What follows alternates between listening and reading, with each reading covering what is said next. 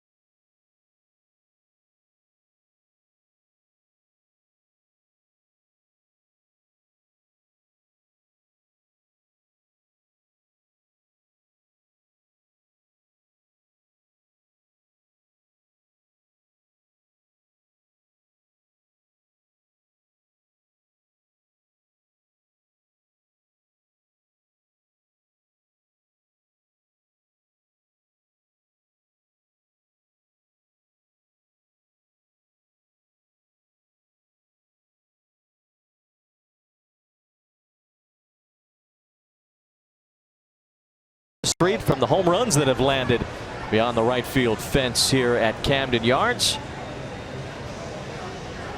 A very nice setting for a baseball game here in Baltimore.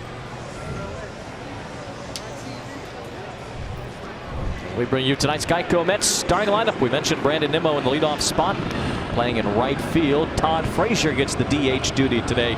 Frazier riding a 7-game hitting streak, and Jose Reyes back in there playing shortstop tonight. Well, there's the former #1 draft pick, 4th pick in the country in 2011 from Tulsa, Oklahoma. It's been a tough year for him. There's his Toyota numbers. But nevertheless, with a team that's lost 84 ball games, he's won 7 games. So his record is not really that bad, considering the ball club he's playing behind him. are underway in Baltimore as Dylan Bundy fires low for ball one. There's Buck Showalter, the longtime skipper here in Baltimore. Managed a lot of their best days over the last decade, and now managing some of their worst ones.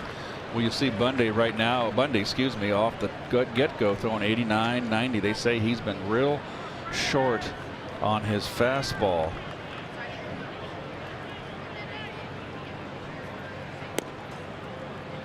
Nimmo takes a strike from Bundy. As Keith mentioned, a first-round pick, number 4 overall in 2011. That was a good draft. Brandon Nimmo was in that draft as well in the first round. Bundy's 25 years of age, too. He's young. He was a high school pick and maybe one of the most accomplished high school pitchers to ever get drafted. He was a 3-time state player of the year. He won every national award his senior year.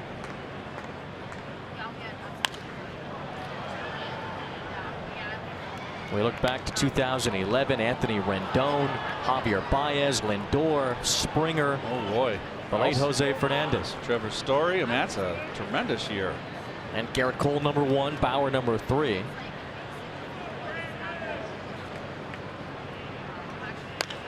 Nimmo looking for that right field corner, but he hooked it. Well, that's been an issue right there. We've mentioned the top 29 home runs this year by Bundy leads the major leagues, and his splits are stark. 211 right-hand hitters, but they've hit 17 home runs off him. But the left-handers are feasting at 297 off of Bundy. Full count on Nimmo. 29 home runs. That's a big number. 4 of them in one game earlier this season. He had a start against Boston in July that he gave up 3 home runs, and it was canceled because of rain, so it was knocked off the board. Brandon Nimmo is aboard to start the top of the first. Well, the Mets are trying to avoid a 4-game sweep, a seasonal sweep against the Orioles this year. There he goes out there, just a little flick of the wrist. Brandon continues to get on base. Even when Brandon doesn't get hits, Wayne, he gets on via the walk. He's always in the mix. He's always in part of an inning that develops into a run, or he scores a run. Yep.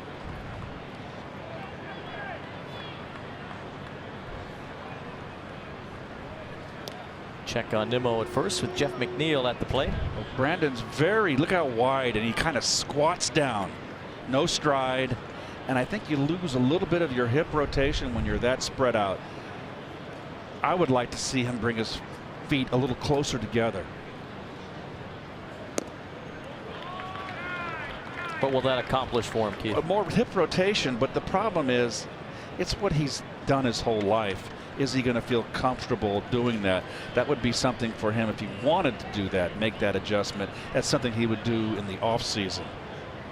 Get familiar with it. Nimmo's running. McNeil with the hit and run through the left side. Nimmo takes off for third. He'll make it. And the Mets take a page out of a playbook they don't use very often. The hit and run from McNeil works perfectly. Well, they didn't have the personnel to do it. You know, this club was built to hit home runs, and you've got a guy like McNeil who can handle the bat. And as I said in the open, it's good to have a left-hand hitter in the 2-hole because it blocks the catcher's view, potential steal of the leadoff hitter, who's usually fast. With Nimmo, you have that, and you can hit and run with someone that can handle the bat. Mets are in business. So the Mets with a first and third opportunity for Wilmer Flores.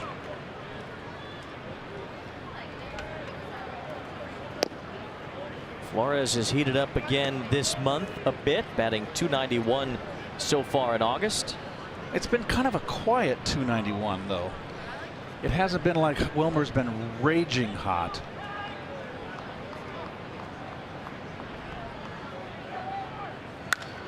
Flores sends this one in the air to right center. Mullins a long run. He gets to it, but an easy tag and score for Nimmo. McNeil tries for second. He makes it. Wilmer Flores gets one in the air. And the Mets have the first run of the night. They lead 1-0.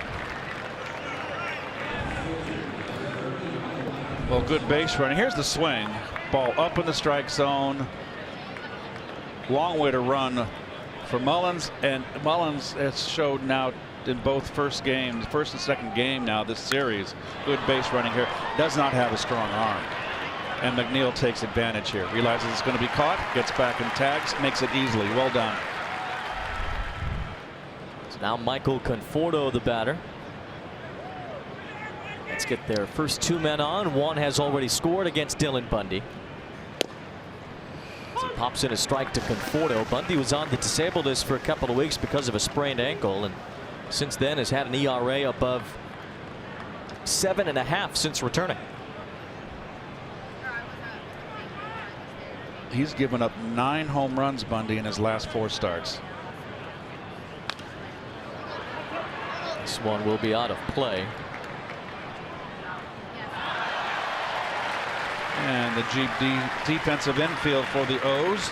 Austin Wins behind the plate, gets the start. Chris Davis hit the home run last night. This is not a real great defensive squad here. The one standout, Adam Jones, of course, the 4-time Gold Glover in center, just recently moved to right, and they say that Cedric Mullins can go get him in center. Conforto doesn't bite on the breaking ball from Bundy. Referencing all the home runs Bundy has allowed, 13 of them with men on base. That's the most in the majors as well. Gave up 4 in a start against the Royals on May 8th without recording an out. That had never happened before in Major League history.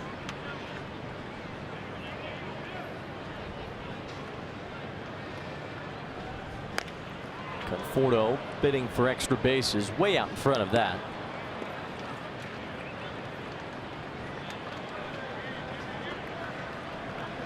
Conforto got shut down last night with an 0 for 4, but still batting above 300 since the All-Star break.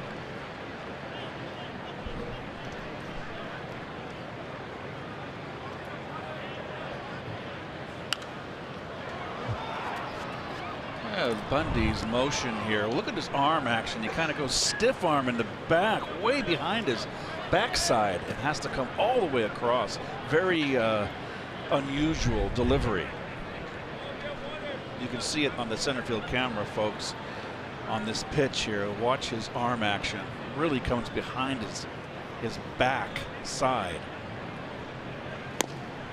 Good pitch there, down and away from Conforto as Bundy gets his first strikeout. Watch the arm here again. Look at how he stiffens it out and almost he cups it. He curls his wrist, something that Ron Darling, my colleague, Wayne's colleague, said he had to have it, that he had to break early in his career in the minor leagues. I call pitchers who do that tuckers. They tuck the ball behind them. There's Todd Frazier running a 7-game hitting streak. His longest in a Mets uniform. Curveball drops in from Bundy. I told you Bundy drafted in 11. He was in the big leagues at the end of 2012. 2013 Tommy John surgery. 14 and 15 were lost years. So this was a very talented young man that was trying to work his way back into being the type of pitcher he was supposed to be.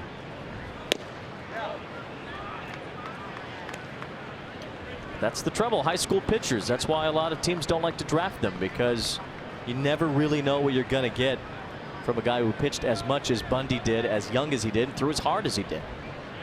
Well, the other side of the coin is Dwight Gooden, of course, who came out of high school and turned into that great pitcher that he became. I don't know enough about pitching. I know one thing, that my father was always worried about overworking pitchers and hurting their arms.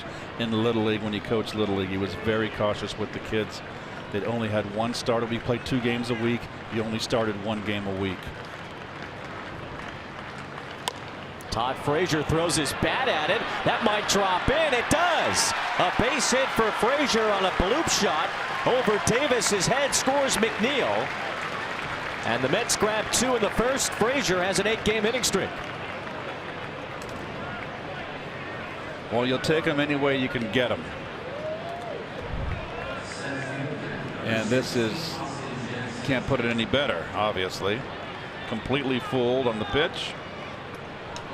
And comes out smelling like a rose. That's living right.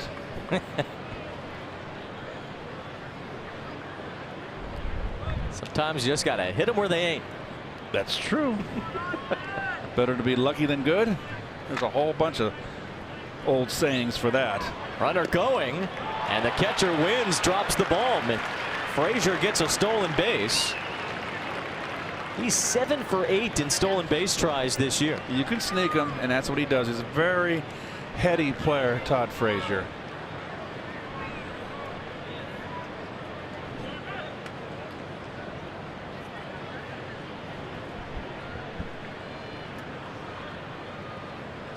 Three hits in the inning, all singles, couple of runs.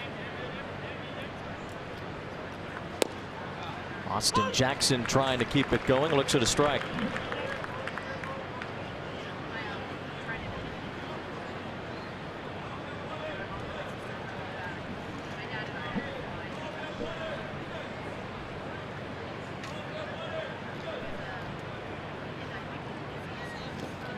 That ball gets away from Wins. Frazier could have advanced, but wow. How could have, would have, should have. Wow. And usually Todd's very aggressive. I mean, even watch, you'll see him on the bases here, and he kind of vapor locks. Okay, I made a mistake, boo-boo here. And he still could have gone right there. And he knew it. He saw the grimace. Probably could have still gone after he realized he should have gone. Yes.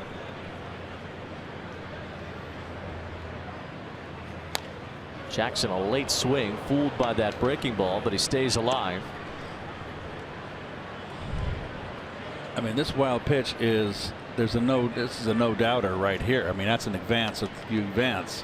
But you know, things happen. And the catcher just kind of, he had his back to the play. He said, well, shoot, I'm not going to throw anybody out. Surprise, surprise.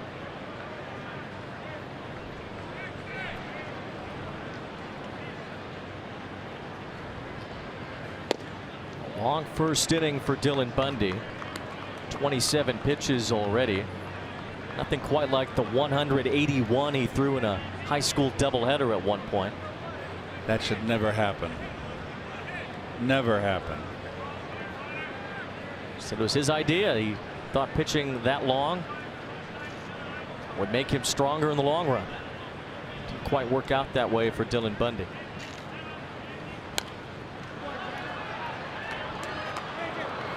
And he's very erratic so far early with his breaking ball. Usually when you got pitchers that give up a lot of home runs, they usually don't have a good breaking ball, or they make too many mistakes with the breaking ball. Already 7 foul balls in this first inning against Dylan Bundy. A couple of them here from Austin Jackson. It's taking forever to pitch.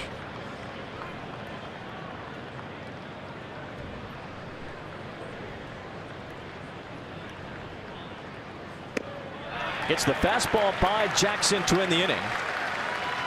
But for Dylan Bundy, racked up a lot of pitches, 29 in the top of the first. The Mets get a couple of runs for Zach Wheeler.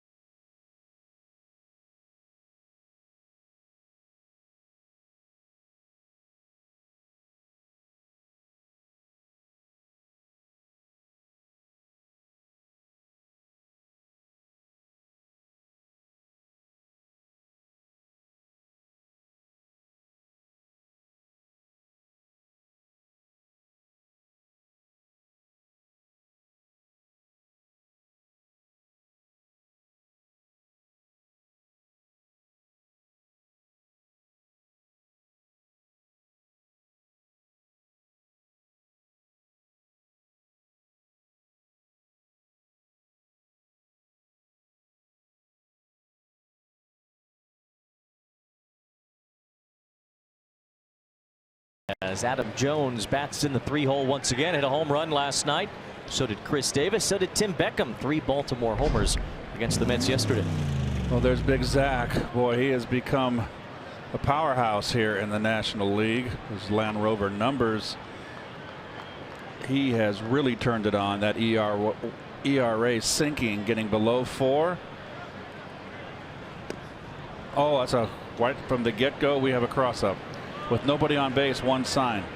Well, I don't think it was a cross-up so much as that maybe the bat of VR got in the way of Plawecki's sightline. The bat got in the line of his vision. Cost Wheeler a strike. That was right down the middle. I don't know if VR did that on purpose or if that was just lucky. I just it was just lucky. That bat was right in front of his face. So Zach Wheeler missed the opportunity to get strike 1, but he's gotten 2 strikes after that. As Wheeler has really just been peppering in strikes for the last month and a half or so. He's been pitching with predominantly with his fastball, which you just saw was 98. He is one of the harder throwers in the league. Little dribbler foul off the bat of VR. And what's been the key to Zach's success is that earlier, remember when he had no command, he certainly had no command of his secondary pitches, and he had a tough time with his fastball. And they were trying to get him to throw 3 and 1. This is the years past. It's all changed with Dave Island, the pitching coach right there.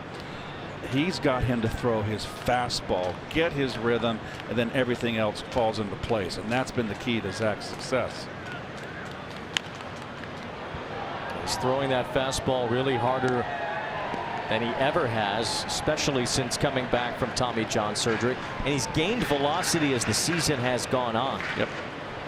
He's been pain-free, healthy this year.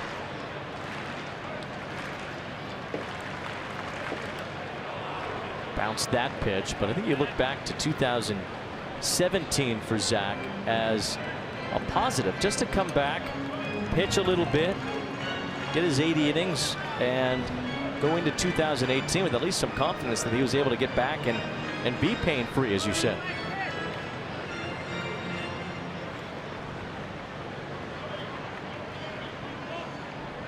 Well, the split finger has also been a pitch he's added that has really helped. Has given him an off-speed pitch.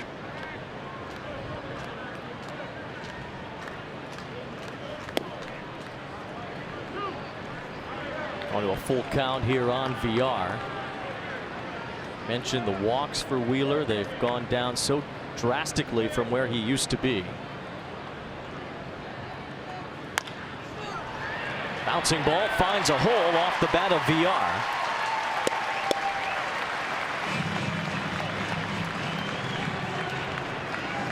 And the Lexus defense for the Mets. Batista at third base. This is his 9th start at third base. He's had the lion's share in right field. Reyes, his 15th start at shortstop. And out in the outfield, Austin Jackson's kind of taken over center field. And you've got Conforto where he belongs in left field. Much more adept in the corner outfield position. Better defensive outfield than they've had all year long. So now Renato Nunez stands in with VR at first. VR can run 62 stolen bases a couple of years ago. That led the National League.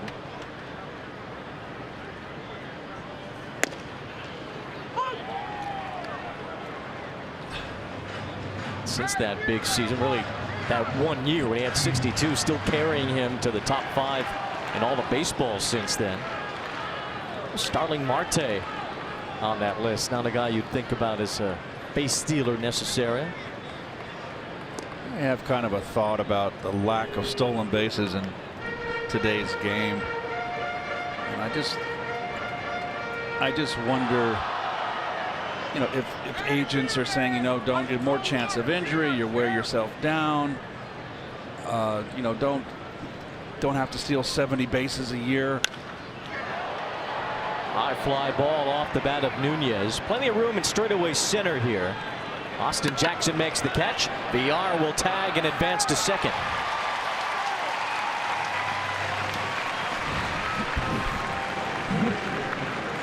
Well, we've seen it happen in the first inning. Both squads. This shouldn't happen here. He just did not get in the position to throw. It was a high fly ball, and you saw his reaction. He knew it. That's just taking advantage of. That's a little bit of laziness right there. Not running back. NCarte does that so well for the Braves. He never takes a fly ball for granted. He runs back deep and then comes in to get the ball in a position to throw. He's the best at it in the National League. The Orioles get an extra base. Here's Adam Jones. He's also a Gold Glover too. NCarte and Jones. Jones has won 3 of them. Those days in center field for the Orioles seem to be over. He's a right fielder now. He has expressed strongly his desire to stay right here in Baltimore. Jones has done a lot of damage in a Baltimore Orioles uniform. 261 home runs, our Ford leaderboard. Most home runs of the current team, 4th most in baseball behind Votto, Braun, and Miguel Cabrera. Braun missed some playing time too, serious playing time. He did. Got popped. Yes, he did. Cabrera's had some injuries last couple of seasons. Oh, right in the kitchen. 2 boring fastballs inside. He's got that fastball that runs into right-hand hitters. And it's 97, 98. It just establishes inside. It opens the whole outer half of the plate for him. You find out who wants to stay in and who doesn't. So if Wheeler looks away here. Jones laid off. Right now, Zach is having trouble with his secondary pitches. He's not getting his breaking stuff over at all. Hasn't found his rhythm with that yet. Wheeler's been a lot better in his first innings of late. Just been better, period. Looked towards second, but nobody really close to the bag there. McNeil wasn't on approach.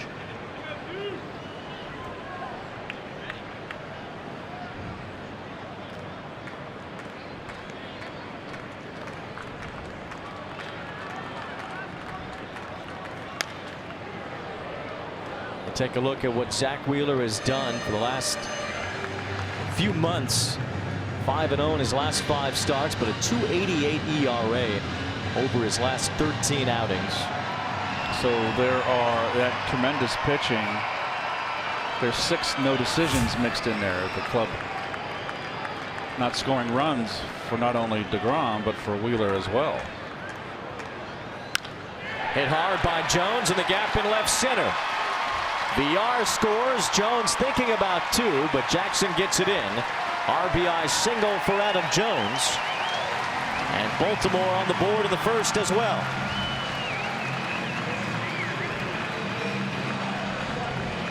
Well, Jones swinging a good bat.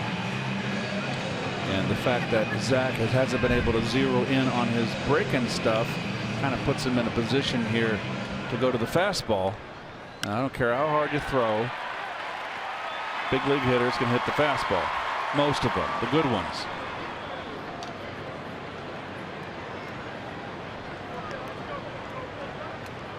Adam Jones, who will be on the bereavement list the next few days. Getting it done for the Orioles in this series. Mark Trumbo takes ball 1. Jones has to attend a funeral, so he won't be with the team starting tomorrow.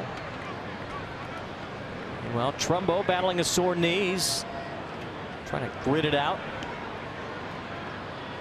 Orioles team has hit very well since the All-Star break. Best batting average in the major leagues since the break. They've scored a lot of runs already in this game. Way more runs scored than the last time Wheeler and Bundy faced off at Citi Field on June 6th when Baltimore won 1-0. Will Buck Showalter be back next year? That's a big question hanging over the head of this organization right now. Another slider way off, not even close. This is the first time in a long while, quite a few starts, that watch Pilecki here, nice block. But it's the first time that Wheeler has come out of the chute really searching for it.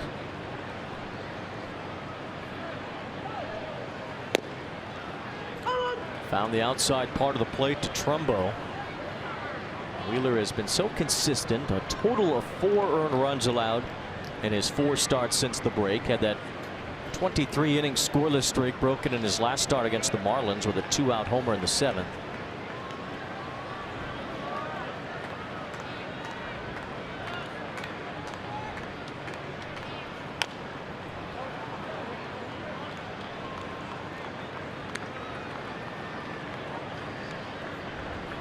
Zach has certainly found his groove. Everything really stems from getting that first pitch strike for him. Well, what did Tom Seaver say? The most important pitch was strike 1. Zach Wheeler has proven that right his last several starts.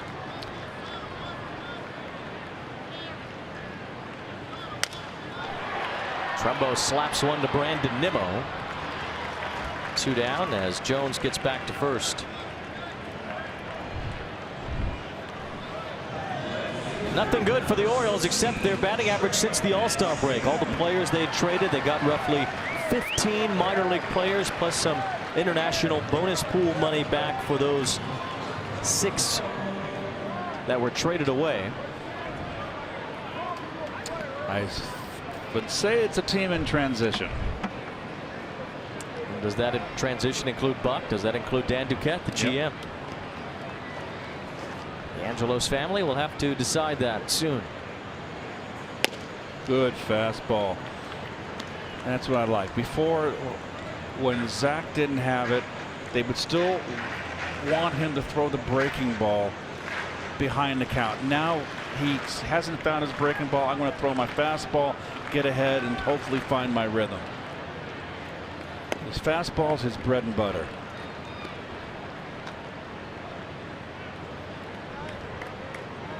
Both pitchers laboring a bit in the first inning. Bundy threw 29 pitches. Next one from Wheeler will be 25.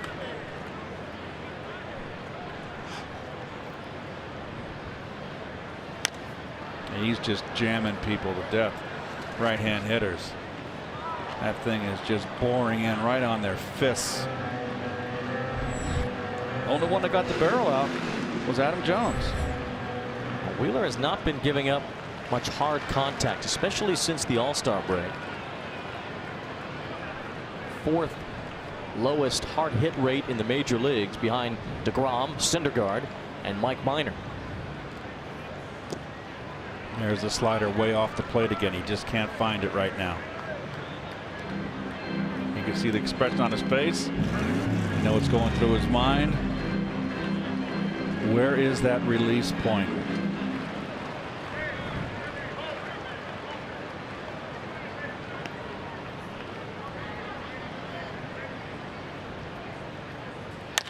Trey Mancini hits a rocket. Jones will advance to second. 3 hits in the inning for Baltimore and still threatening with 2 outs. As Chris Davis will bat after he had a couple of hits, including a homer last night. Don't throw him the changeup. That's what he hit out of the ballpark last night. He's Island coming to the mound. This is a good visit right here.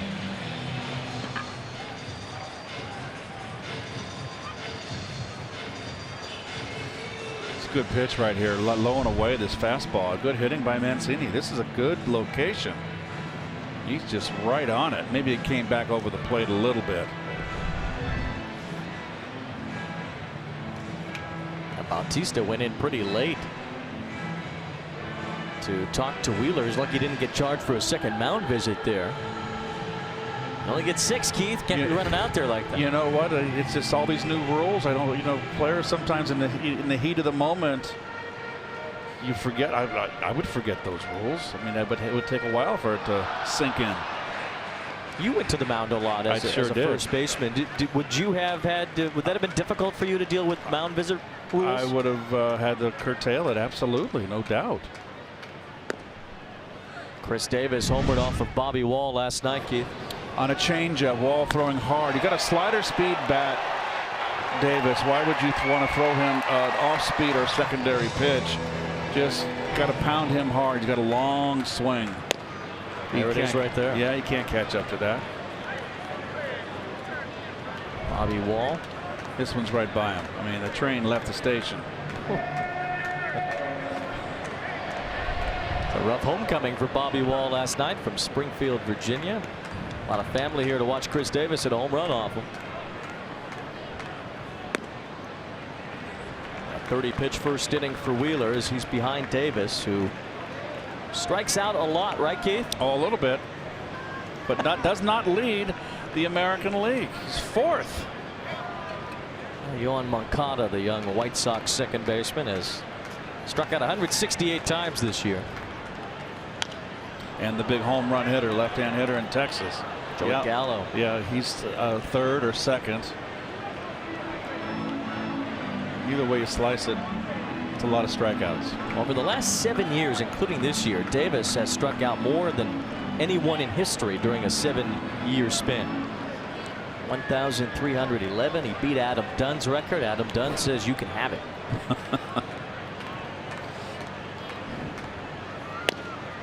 Just missed the inside corner. Davis also challenging another Adam Dunn record for the lowest batting average in a season with at least 400 plate appearances. Dunn's was 159 several years ago, and Davis entered tonight's play at 162. Runners will go on a 3-2 pitch. Bring the cheddar. He brought it, and Davis fouled it.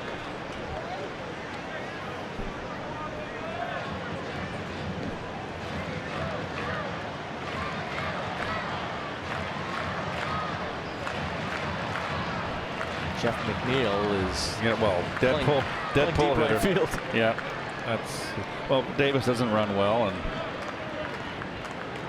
wow, that is extreme. Runners go again. Davis strikes out again. 98 from Zach Wheeler finished him upstairs, and the inning is over. Baltimore settles for one.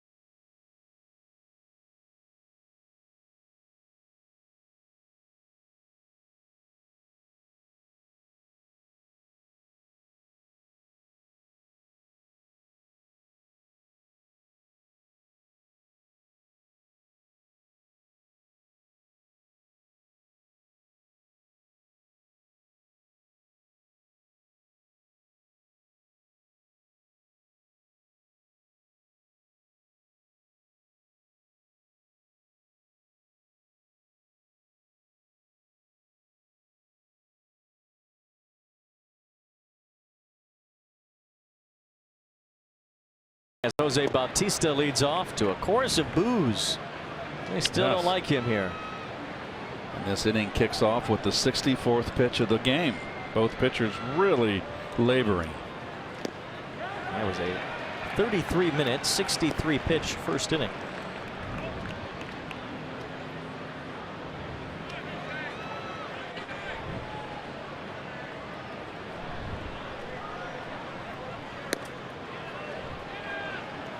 Jose Bautista has drawn a lot of walks as a Met, certainly, as a .351 on base percentage despite hitting just .202. We'll take a look at the Lowe's whole team together Mets RBI leaders for 2018.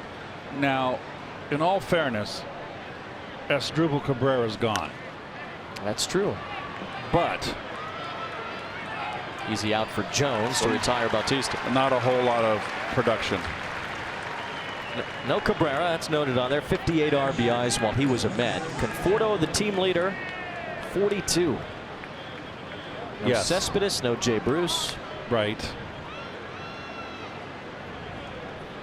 Well, Jay Bruce is playing tonight in St. Lucie at first base. It'll be very interesting to see what the Mets do when he comes back. They're going to put him at first base. Kevin Plawecki goes the other way, but it hangs for Jones. 2 quick outs for Bundy in the second. The hits in the first inning, Mets had 3 of them. Good hitting by Nimmo. Look at that ball deep, lets it go in deep.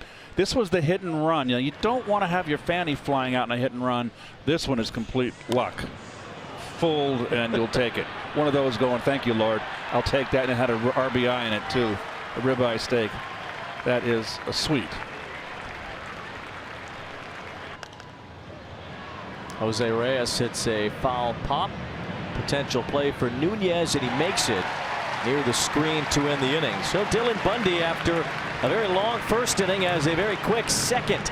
They go to the home half.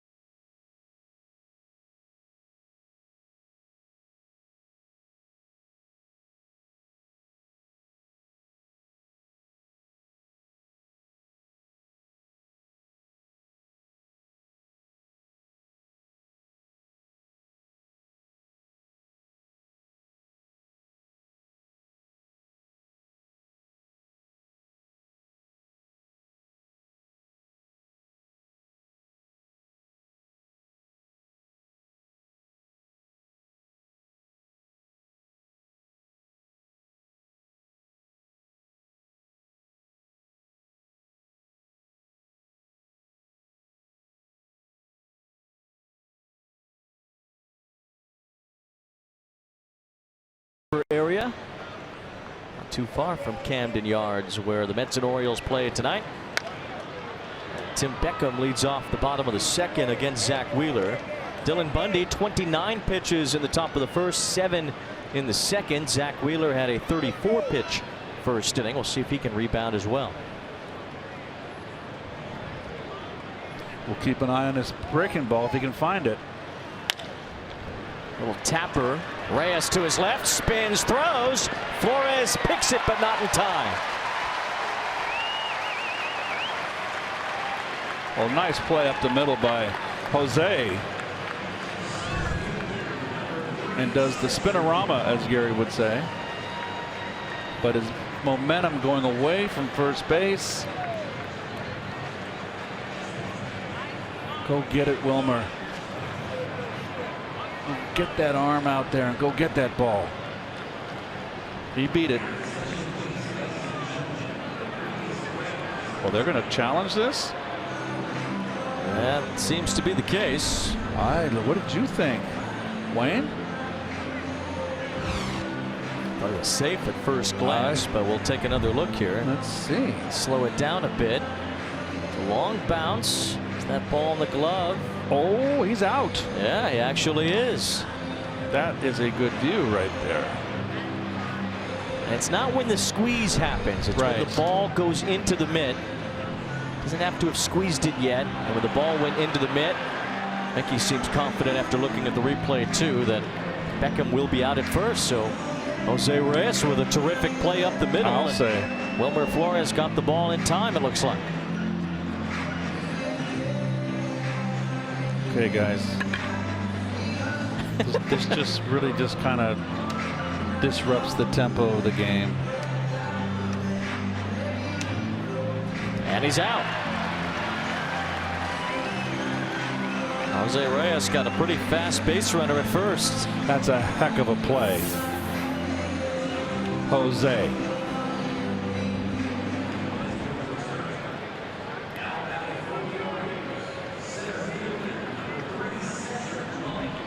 Cedric Mullins will bat. 6 for 16 so far as a big leaguer. As Mullins has taken over center field. A 1-minute review on the last out. Be pretty special, I would say, to push out a veteran player from the position that he's been in for 10 years with your team. Well, primarily they said that Adam Jones has kind of lost a step or two, and you always got to be, the old adage is you got to be strong up the middle to win. That's catcher, middle infielders, and center field, and that's still the game. Is they're trying to change the game. Little roller over third, base hit the other way for Mullins. He's fast, he's challenging Conforto, and he has a double.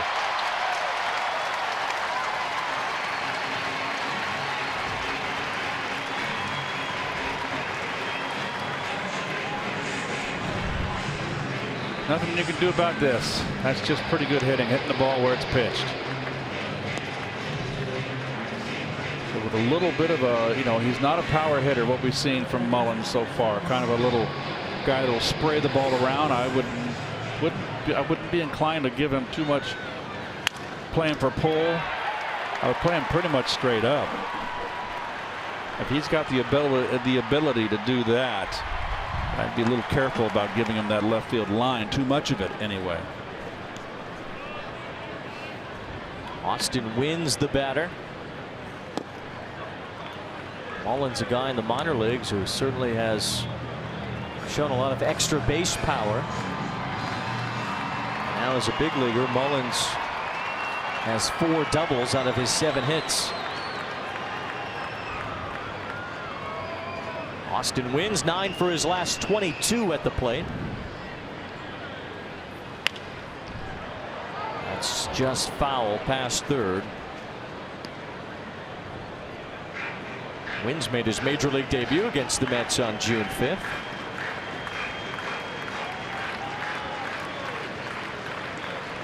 San Diego kid went to the same high school as a guy you faced a lot, Keith. Dave Smith. Yes, I did. Astros closer.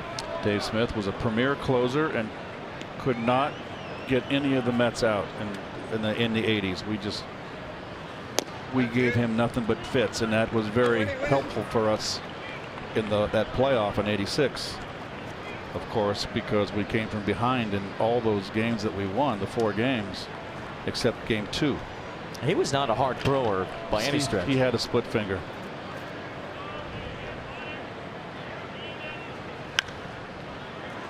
Should be easy for Bautista, coast to coast with a very good arm. Jose Bautista might be advanced in years, but can still peg it.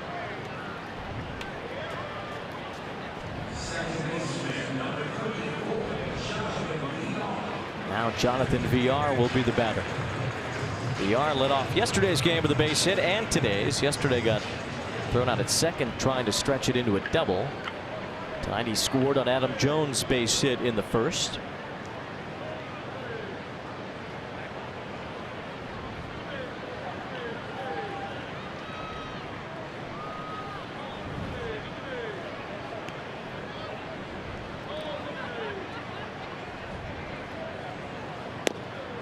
Good fastball inside.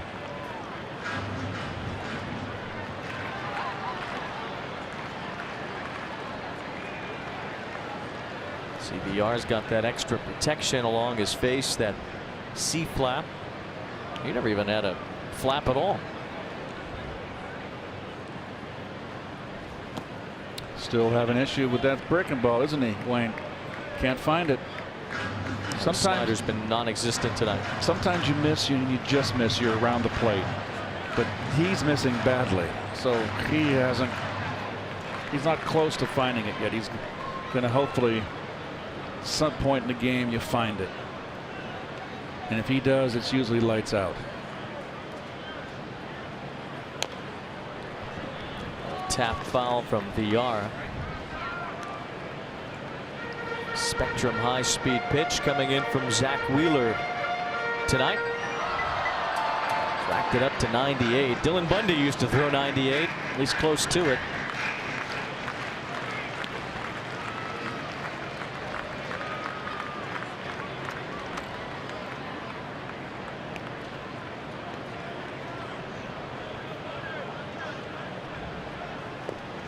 There's that breaking ball again, Keith. It is moving away from where Wheeler wants it. He hits VR.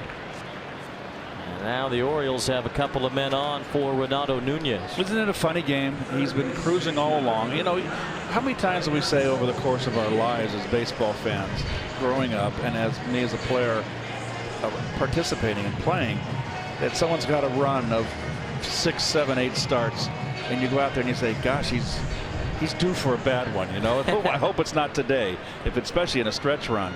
And this is just one of those games. This is the first time in a long time that he is really looking like the Zach Wheeler of old, but he is pounding the strike zone with his fastball, where before he would just blow up. It's been tough to hit against with runners on. Opponents won for their last 27 entering tonight. See if he can keep that going against Renato Nunez, who turned away from a fastball. Nunez used to be in the A's organization, had some big offensive seasons as a minor leaguer. See the number on Wheeler, that's entering tonight. Those are always good signs in a pitcher. Well, this is a real slog for Zach. This is kind of like the old Zach Wheeler. High pitch count early on.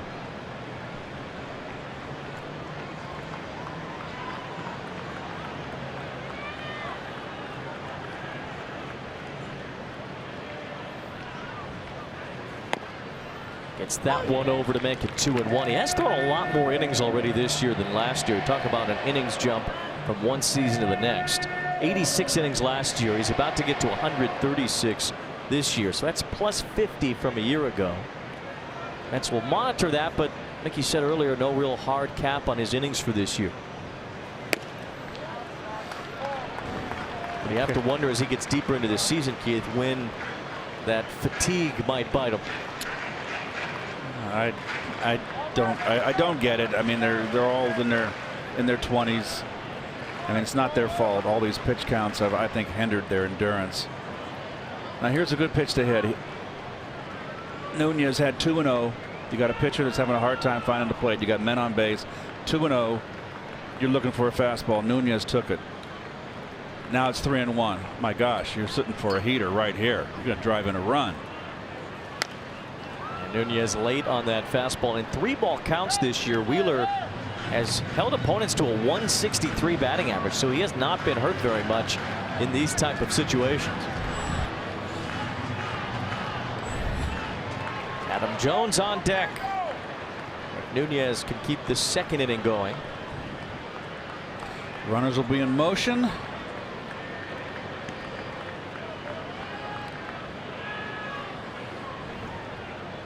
take off on 3-2, and they'll have to go back to their bases. VR was sneaking up on Mullins. Had a huge break off of first. Couple of speed burners out there for Baltimore with 2 outs.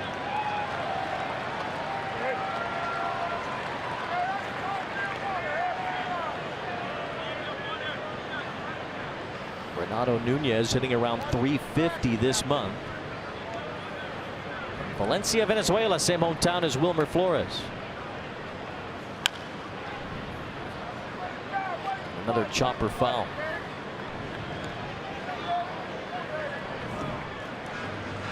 He's getting close for another 30-pitch inning here, Wayne. 17 foul balls against Zach Wheeler so far. It's just the 2nd inning.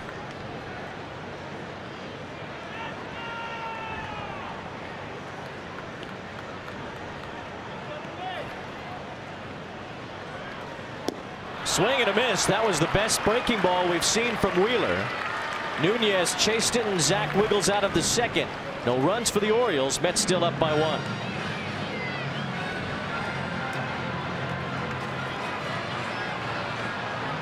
How many?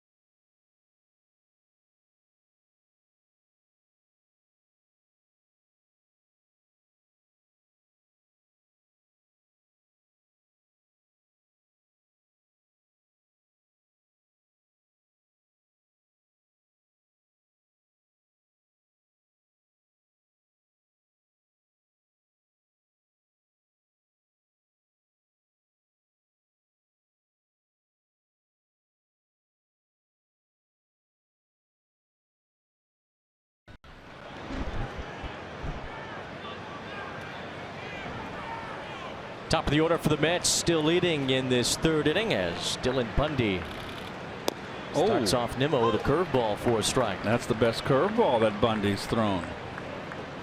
Maybe these pitchers are starting to settle in. Well, we hope so.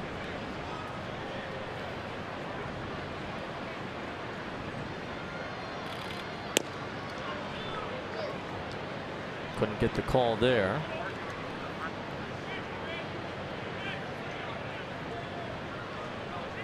Nimmo had a base hit and a run scored in the 1st inning. Mets got 3 singles to plate 2 runs.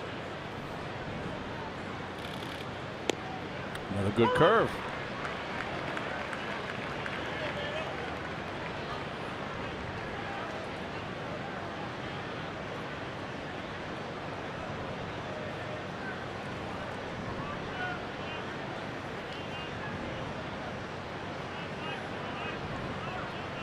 Oh, doesn't want to throw that one.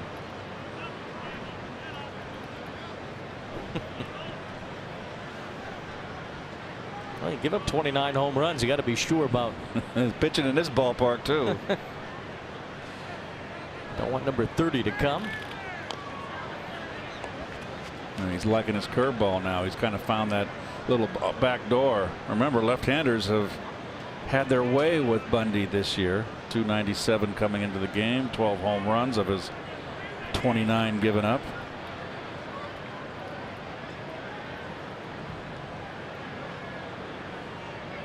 Fastball away. And smashed the other way by Brandon Nimmo. Over to cut it off Mancini. Nimmo wants two. And a leadoff double for Brandon Nimmo. That's just very sweet hitting right there. And that makes me very happy. That's just flicking the wrist right there. That's good, good two-strike hitting. Well, Nimmo is on, and here in Baltimore, a lot of baseball royalty. One of those men is standing by right now with Steve Gilms. Four-time All-Star, AL MVP, Boog Powell, the great Boog Powell. And Boog, I know that you'd love to talk about your great years a little bit, but it's a Mets broadcast. Are you okay with us talking about 1969? Oh yeah, oh yeah. No, we don't have anything to be ashamed of, and that was a great year for the Mets. I just thought that in reality, if we'd have played them 100 games, we'd have beat them 90. But that didn't happen. We only played them 5 games, and they were the better team in 5 games, and they were a lot better than people gave them credit for. There's no doubt about that. You guys were such an overwhelming favorite that year. You won 109 games. What did you think about the Mets? Can you remember what you thought about them going into that series? Wasn't really sure what to think. I mean, we watched them in the playoffs and all of that with the Cubs and all of that, and we just said, and then they looked okay. And of course, we hadn't faced Seaver, but we saw Nolan Ryan, and we hadn't seen any of the other pitchers. And Milt Pappas was an Oriole pitcher. Of course, he was in the National League that year, and he was with the Cubs. And he lived here in Baltimore, and he came on our bus when we were getting ready to go to New York, and he said, "These guys are good. Don't take them lightly." And I don't think we took them lightly. I don't think we just didn't play well. That's all you can say, Boog, you mentioned those great pitchers, and obviously they were such a huge part of the story. But you guys are also playing those games mid-afternoon, shadows everywhere. How much more difficult did that make facing that lineup of pitchers? Well, you got Tom Seaver with a shadow halfway between the mound and home plate. It ain't much fun, especially when he's throwing you up here, and especially the first time you're ever facing him, too, right? First time I've ever faced him. That's right.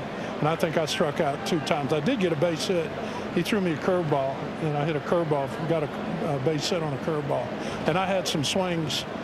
I know that if I would have hit them, they would have gone over the scoreboard and shed. They would, but I didn't hit them. So, that's just the way it is. Nowadays there's so much information out there, video, scouting reports.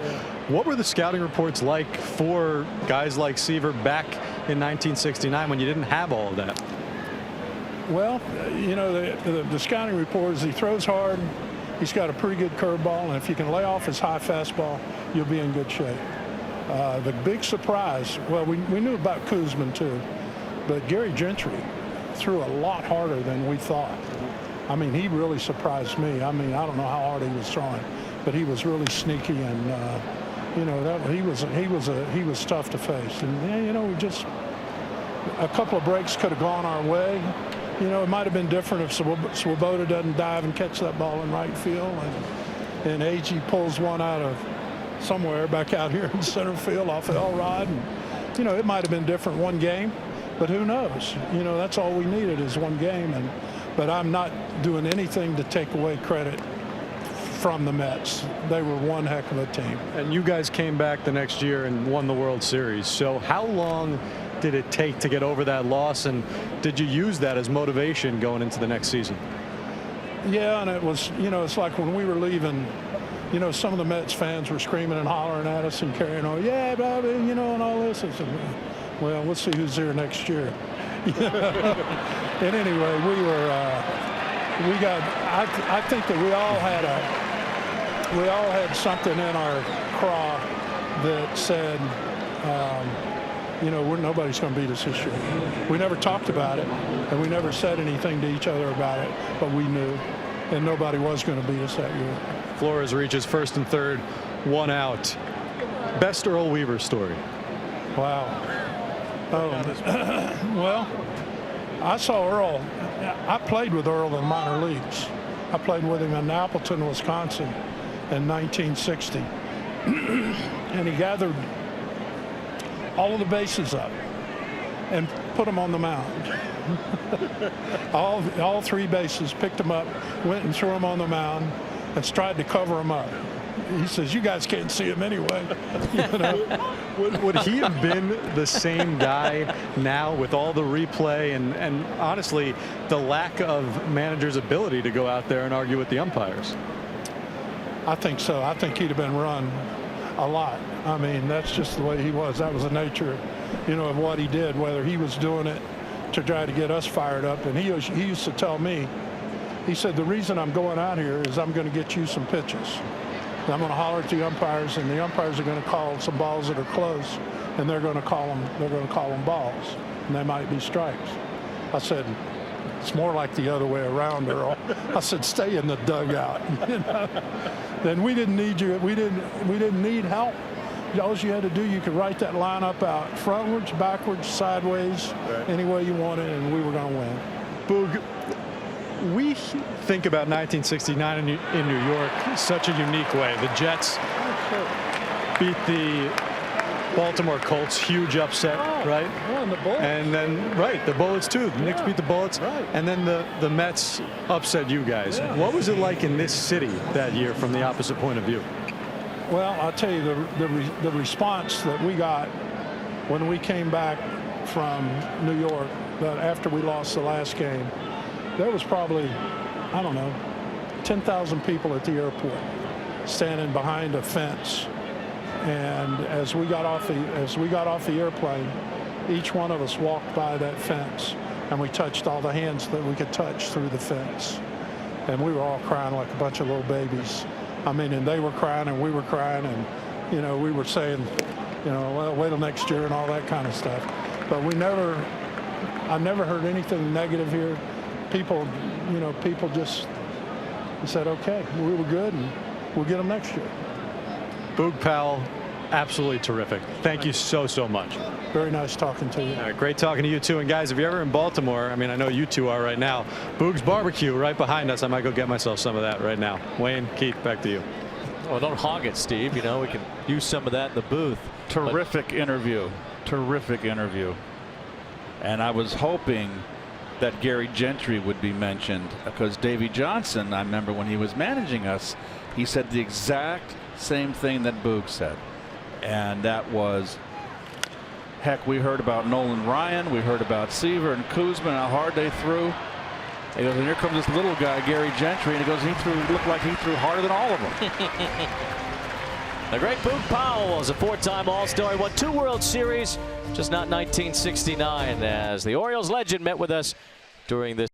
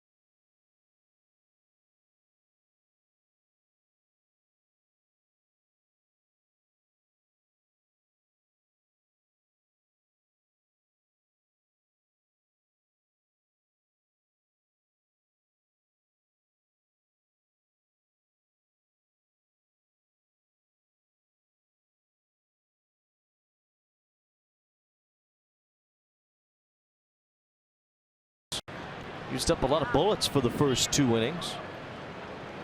56 pitches from Wheeler. Could use a quick one as Adam Jones starts the bottom of the 3rd. He had an RBI single in the 1st. Goes after the first pitch, so quick out here for Wheeler. So long as Wilmer Flores makes the catch, and he does. Last night, situation for the Giants and Dodgers. Yasiel Puig upset with himself that he fouled a pitch off that he should have hit. Nick Hundley, the Giants catcher, had some words for Puig. A shove, another shove, and the bench is cleared. Another chapter in the old rivalry between the Giants and Dodgers. Puig eventually chased down Hundley and slapped him in the mask. That was the biggest blow of that fight between the Giants and Dodgers last night. Hey, listen, Puig is probably one of the more disliked players in the league, and obviously Hundley doesn't like him. And it looked, oh boy, they knocked Hundley right down there. That was George Lombard, the first base coach, who took him down. So, you know, I think there's just bad blood. Puig can bring that out. It's one of those guys that you play against that you don't like. Who knows? Who knows what he said? He didn't say anything to Hundley. He just. So what is it Nick Hundley's business to get up in Puig's face? Well, it is what it is. McNeil down to a knee to catch the line drive off the bat of Trumbo. 2 quick outs. Trey Mancini will bat. Giants and Dodgers. Keith, you a San Francisco kid. What was that like?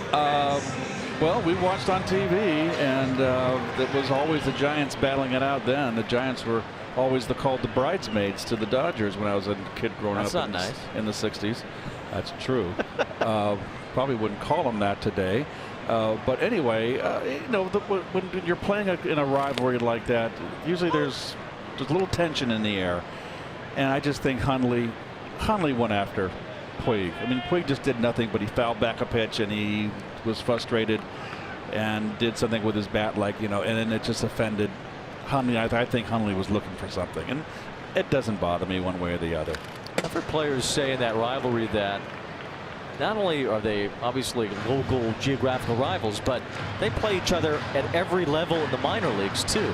So by the time you get to the big leagues, you've already seen these guys for years. You're kind of just sick of each other. I've never thought of that. You're right. They're in the Pacific Coast League, both AAA teams. Zach Wheeler gets the quick inning that he needed. 1, 2, 3. Used about 7 pitches here in the bottom of the 3rd. We go to the 4th in Baltimore.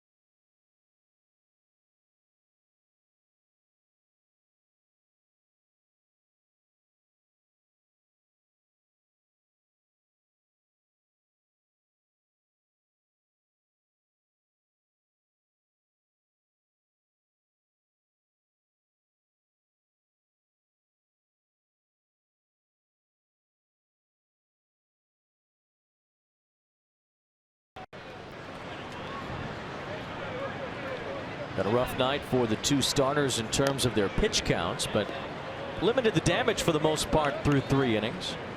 So Austin Jackson starts the 4th against Dylan Bundy.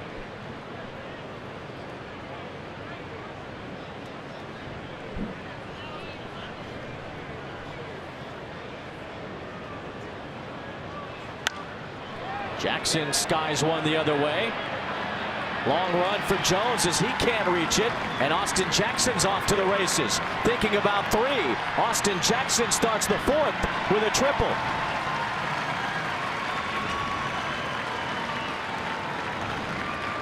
Well, Adam Jones has been playing a very shallow right field, and he got burnt there. Because this ball's driven in the gap. It's hit hard, and you don't know if he's playing a normal outfield. He's going to make that play, but I've been noticing both nights playing very shallow and right. Now he's backed off.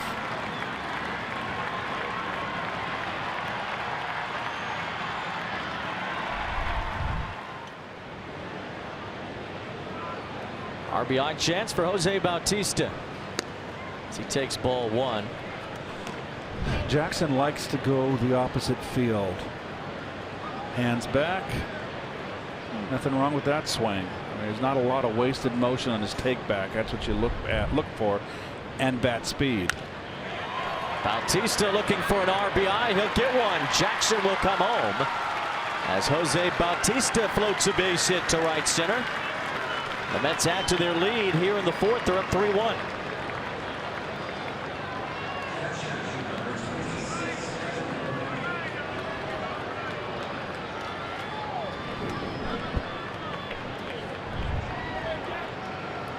A little two-seamer. Wants to run it inside. Look at the catcher's glove. It got too much at the plate. And really almost beat Bautista, but strong enough to muscle it out to the right center field. Well, we've seen both Jackson and Bautista go to right center. But that's supposed to be Plaw Alley for Kevin Plawecki. They want him to go to right center field. Pat Rossler, the Mets hitting coach. Well, he did last night, got an RBI single. That's right. Says that's where Plawecki's going to be most effective as he bounces this ball to the shortstop. Beckham to VR and over to Davis for the double play.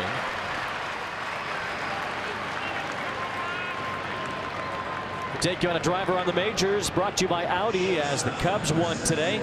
Got it back after getting knocked over yesterday. Cubs are 9-4 against Milwaukee.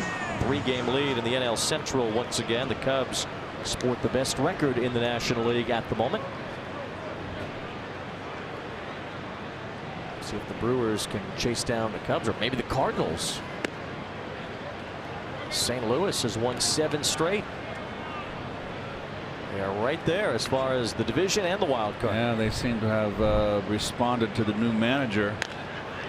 Jose Reyes dips one into the corner. He'll get extra bases.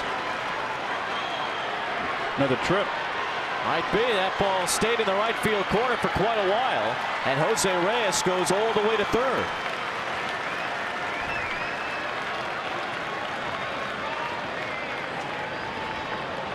The Mets all-time leader in triples adds 1 more. Another fastball, and their Mets are still just bled out over the outer half of the plate. They're starting to tee off on Bundy. And that's when they get Roger McDowell out to have a chat. It's the first triple this season for Jose Reyes. Number 111 as a Met in his career. Way ahead of the pack. And I thought that when Citi Field was built and the Mets had their first season, I thought for sure that Jose Reyes could had a real good chance to have 20 triples in a season with that big ballpark. The old ballpark, how big it was before they brought the fences in. It never happened. Got to 16 in 2011. It's the most he ever had in a Citi Field season. He actually had 19 as the Mets last year at Shea Stadium in 2008. That's his career high. Most of 2009, the first year of Citi Field, Reyes was not available. Only played 36 games that year. 2 triples in this inning against Dylan Bundy. Now the Mets team leader this season in triples is at the plate. Brandon Nimmo has 7.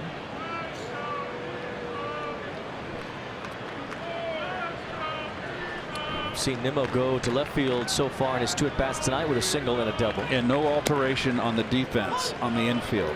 Not the slightest bit. Still has Nunez at third base way in the hole, and I would be more inclined to shift over just a tad. Just 3 feet.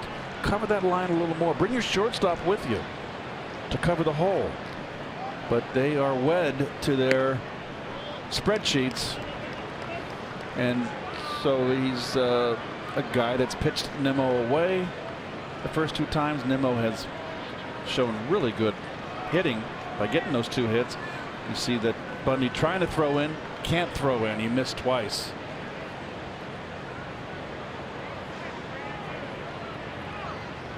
Trying to go back inside. That time it worked for Bundy. Yeah, it tied him up too. I mean, you've got to make, tactical changes in the course of the game. You just can't just go, okay, we're going to stick with this no matter what, and beat our heads against a wall.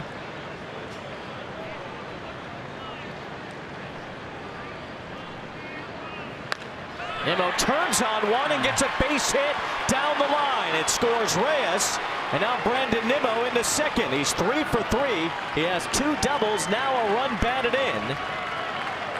And the Mets have a 4-1 lead. Well, the fastball is just not getting it done for Bundy. The Mets are all over it.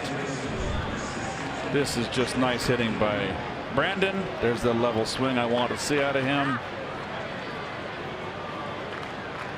Wants up and in. Look at the target. Let's see where the ball winds up. It's going to bleed out over the plate. No, it got there. He's just not throwing it hard enough to get in. Then Brandon just launched on it. Brandon's done a lot of work on those high inside pitches. They've given him trouble. Or who knows? Maybe he looked in. McNeil takes ball 1. Remember what I always said, what I learned in my youth is that when you look in and you hit a ball hard, the pitcher doesn't know you're looking in. And he goes, oh my God, it's my best fastball. I can't get in there. But he doesn't know what your thought process is. There's Evan Phillips throwing in the Orioles bullpen. McNeil swings and misses. Here's the side swing for Brandon here, sitting down like he does, widespread. Very little take back. That's a very, very compact swing. He needs to bottle that. He has a lot of 2-strike extra base hits this year.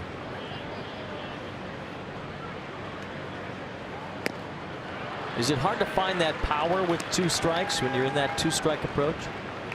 You'd be surprised how many home runs you hit with 2 strikes because you're protecting the plate, and you just don't have faith in how quick your hands are. If you have a fast bat and someone tries to sneak one on you inside and you have a fast bat and you get the barrel out, that's the ball that goes the furthest.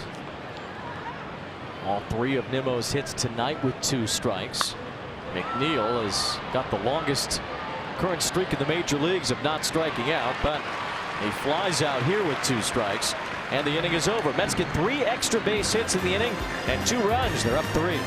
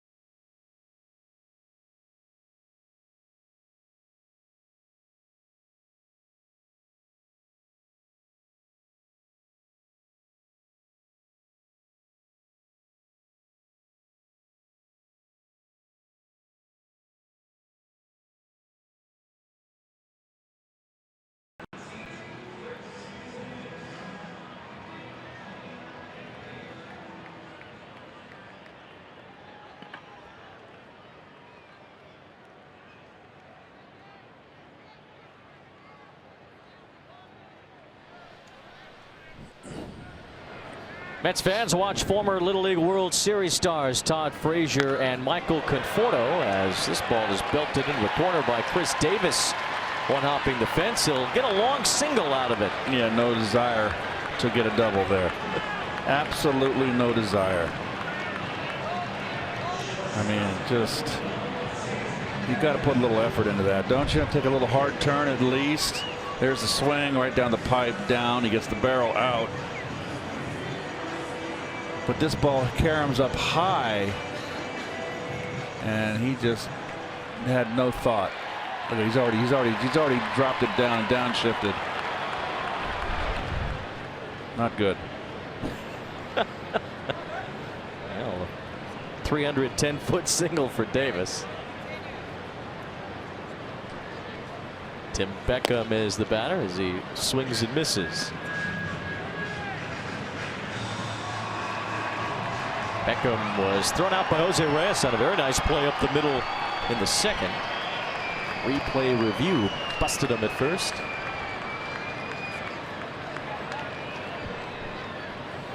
Number 1 overall draft pick once upon a time, Tim Beckham.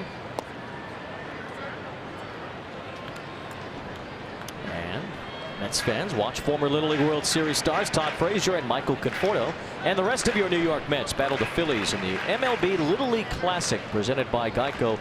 Historic Bowman Field in Williamsport, Pennsylvania. Catch all the action Sunday, 7 p.m. Eastern on ESPN. I know the players really excited about getting out to Williamsport. They got to make those copies a little longer. You were rudely interrupted by that. I was. By that 318-foot single. I was. Chris Davis, it's your fault. I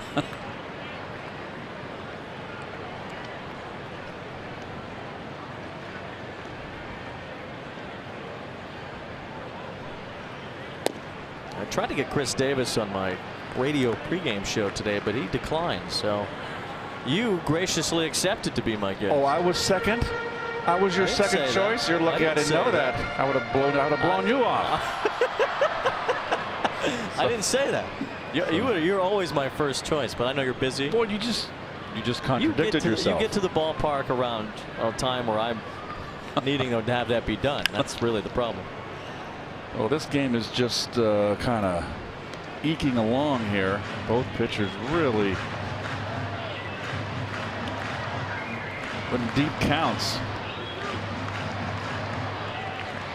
So Wayne, yes. you do the pregame. I do. You do the postgame, which we already talked about last night, which I enjoy listening to. What is your prep? How do you make your choices for? Is it always a player that you have for a pregame? It's not always. Sometimes it could be a coach, as Tim Beckham draws a walk. 2 on for the Orioles here in the 4th. What do you look for when a team comes in? You look for a visitor more than a home? Well, no, it's probably about 2/3 Mets and then 1/3 of the other team. I really just want to get someone who, if it's the other team, someone fans know. And Chris Davis would have been a good example of that. Somebody that Mets fans already have heard of and might want to know more about. And do you have a list of what you would consider a player that's a good interview? Do you look for that? And if you get a player that's kind of a dud, do you stay away from him? Yeah, you try to stay away from the duds if you've heard of it. But suppose he's sometimes you don't know a good dud. You know, he can play. He's red hot. Yeah, well, that happened to me earlier this year in Atlanta. And Ozzie Albies was a dud of an interview, but he's having a great season.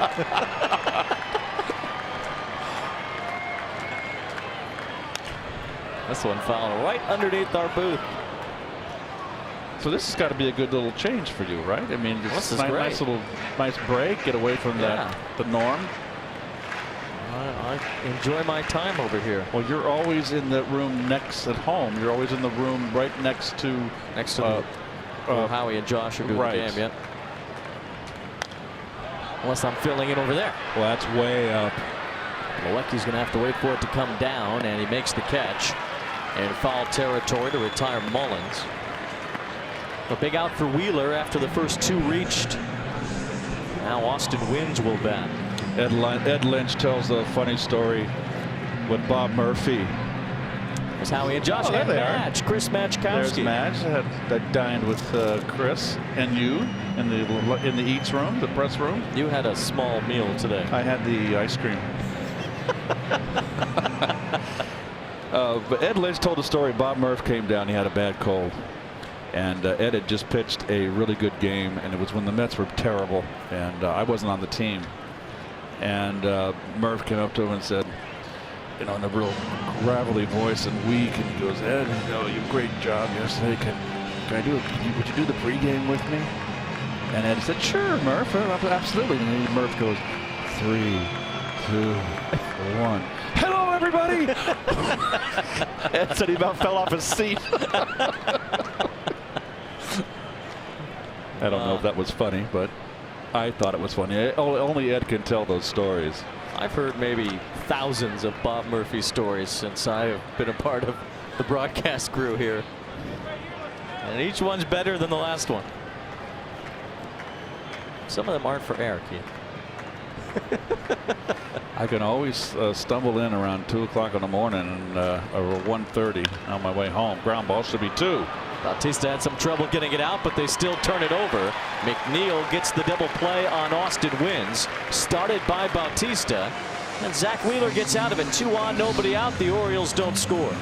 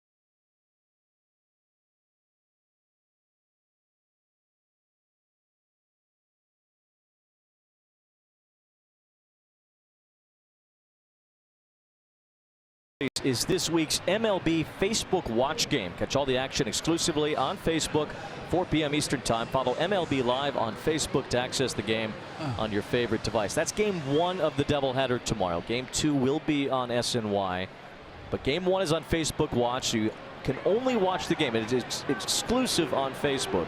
Can't watch it anywhere else but on Facebook Watch tomorrow. That's Game 1 of the doubleheader. Wilmer Flores goes after the first pitch here in the 5th. Tim Beckham takes a look at the commissioner's signature and tosses it across to Chris Davis. Used to be in my day the league presidents. Yeah, you had to read what, Leonard Coleman. I go back as far as Chubb Feeney. I go that far back. Chubb Feeney was and Lee McPhail was the American League umpire. President. Yeah. Those two. I remember my first All-Star game. They were both there. Representing their leagues. Another first pitch swing. This one from Conforto. Should get out. A couple of rows behind. When I came up, Shad Crawford was still umpiring, and Ed Sudol. Those are the old guys I used to listen to. Russ Hodges and Lon Simmons in San Francisco with the Giants on the radio. And they'd always announce, like we do, the umpires of the game. So it was Chris Pellicutis. He had retired. But Shad Crawford was still umping, and Ed Sudol. I feel like umpires aren't as famous as they used to be. At Joe West now. Angel Hernandez is famous for, you know. Oh. You can put an IN in front of famous. Check swing. Conforto looked bad on that one. And he's struck out 3 times tonight. He was 0 for 4 yesterday. Suddenly, Conforto, who'd been rolling, has gotten to Baltimore, and he's been pushed over a little bit. Tough night for Michael. He's been chasing a lot of bad breaking balls.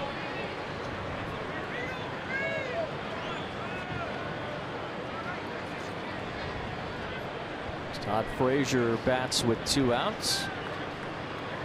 Some umpires that have passed on, including Doug Harvey, who was a great umpire and the best of all time. The DR is Dutch Rennert, one of the terrific umpires. High fly ball off the bat of Frazier. That one is gone. A home run as Frazier just put it out of the reach of a leaping Trey Mancini. And Todd Frazier having a good night. 2 hits, an RBI single, and now a homer. The Mets up 5-1. Well, taking advantage of that 364. Home run number 12 for Todd. Fastball right down the pipe. He does stay level. I mentioned earlier how he dips a little bit, but he gets on top of this one.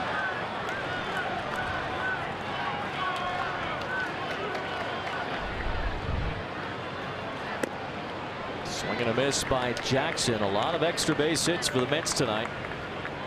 They've had 5. The home run by Frazier is the 30th allowed by Bundy this year. It's the most in the majors. Now Jackson slings one to right. Jones a long way to go, but he's able to track it down. And the inning is over. Todd Frazier has the 41st home run hit by a Mets DH, the most in interleague history. And that guy, an Orioles.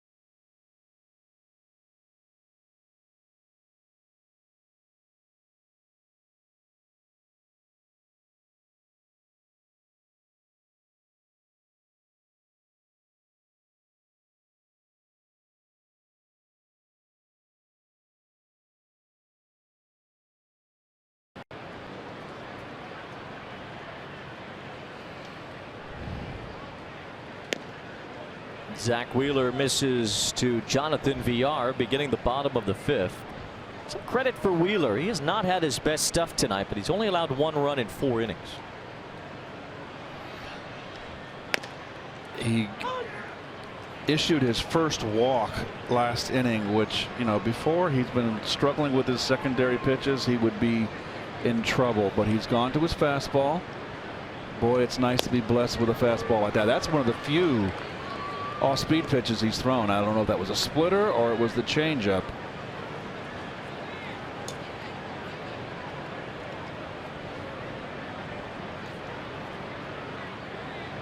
Wheeler threw 56 pitches the first 2 innings, only 20 total in the 3rd and 4th. Well, we threw that one by him. He's been throwing inside. He's got that inside corner to both left and right hand hitters, and it's just very effective for him, for any pitcher that throws hard.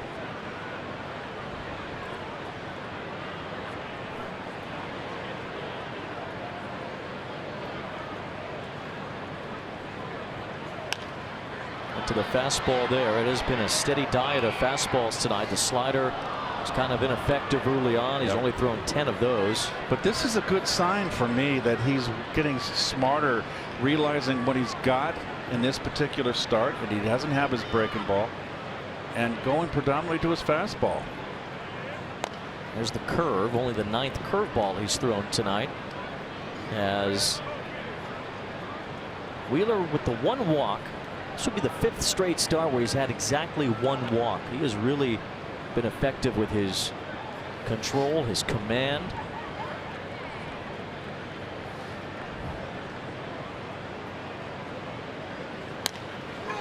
Got a ground ball off the bat of VR. McNeil takes care of it. 1 out.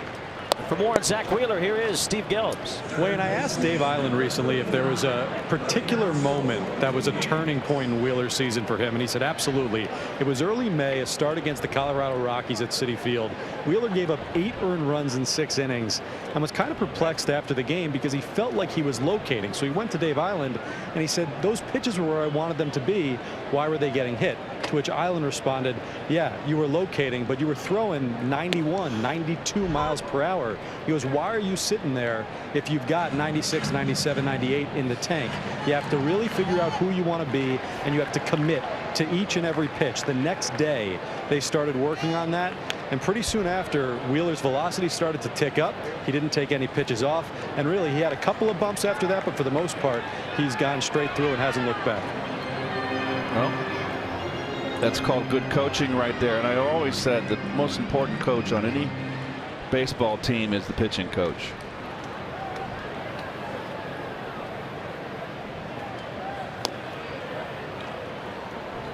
Dave Island has a particular no-nonsense way about him. He's very matter-of-fact.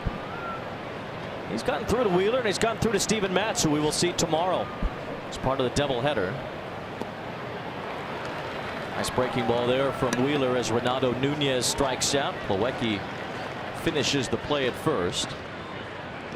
That's the 3rd strikeout for Wheeler, who's in his career at roughly a 2, 2.25 to 1 strikeout to walk ratio. He's been 5 to 1 over his last handful of starts. 4 walks in the 27 innings entering tonight, just 1 in this game. Trying to make it 6 consecutive victories for himself and 7 for the team while he's been on the mound.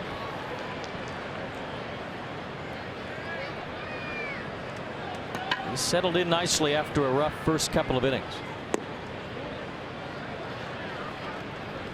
Just wonder how far they're going to go with him. 88 pitches. I'd like to see. I know they're on pitch counts. I'd like to get him at least get 6. Don't want to be a 5 and fly. Sure, Mickey would like that as well. If Wheeler can get the win tonight, it would be his 6th in a row. 5 wins in his last 5 starts. Only had 5 in his previous 35 starts. See what Wheeler has done in his last 13. The 5 wins. Look at the walks. Really, that's the big key.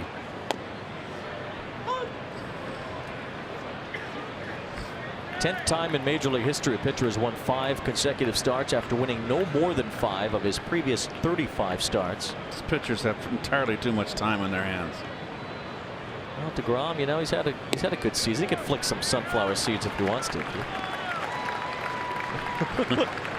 What else do you want him to do? You know, it's boring for those guys to watch. You know, they got to sit for 4 days. Yeah, really. They should come up here. Might be 5 days if the Mets go to a 6-man rotation like they've kicked around, with Matz coming back tomorrow. They want to keep Corey Oswald in the rotation. They want Vargas to extend himself. Of course, you got DeGrom, Syndergaard, and Wheeler rolling, so they might just roll with 6. In which case, they might have to be creative because they also have to worry about DeGrom's Cy Young candidacy, and he can't pitch every 6th day and win the Cy Young. He's got to stay on a 5-day rotation.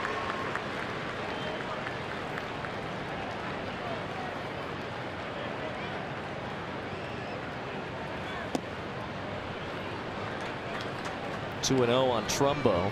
Okay. Is this a StatCast thing? The distance on the sunflower seeds?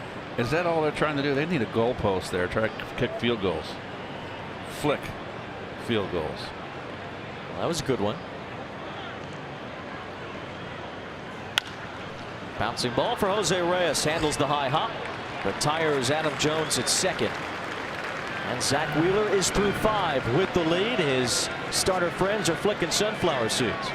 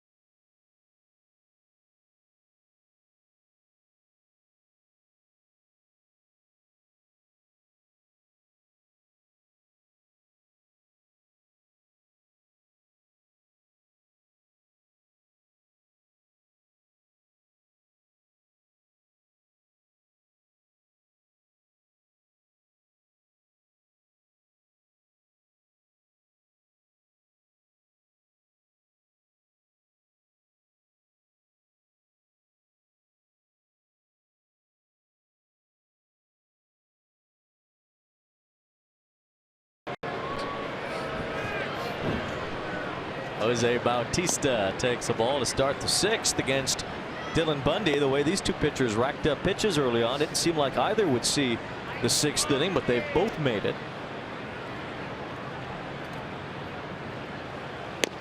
Well, it's a big difference. One's given up 5 runs and the other one's given up only 1. Yeah, Dylan Bundy has allowed 10 hits, 2 triples, 2 doubles, and a home run.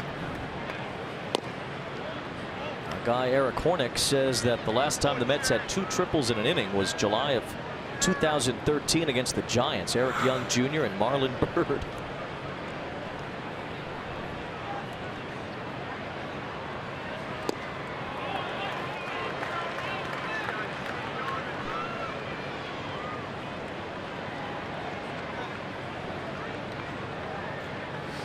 Talked a lot about the efficiency of these pitchers. As Bautista swings at a good breaking ball there. Ball got away up the first base line, so Bautista decided not to challenge it. As Bundy and Wheeler, we take a look at their takebacks of the baseball, Keith. We mentioned earlier, watch on your left Bundy cup his wrist and how much lower he is to the ground, his arm, his hand. And Wheeler on the follow through. Look how much lower Wheeler is, and the fact how much further behind the arm action of Bundy is compared to Wheeler. But boy, Zach really gets down low. Both of these pitchers have had Tommy John surgeries. One has bounced back seemingly better than the other. Bundy Really in his third season since coming back from all of his injuries. Look at this freeze on the follow through, and look at Zach. He's almost wrapping his throwing hand on his hamstring.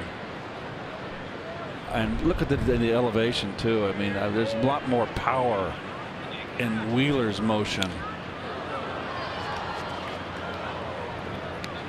Jose Reyes, a triple and a run scored his last time, his first triple of the season. Reyes and Austin Jackson each tripled in the fourth inning. Mets have not had a game with 3 triples in it since 2009.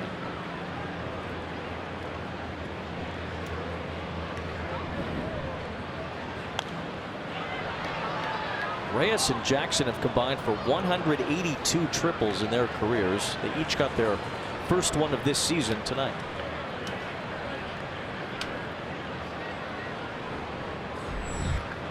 Tanner Scott is throwing in the Baltimore bullpen.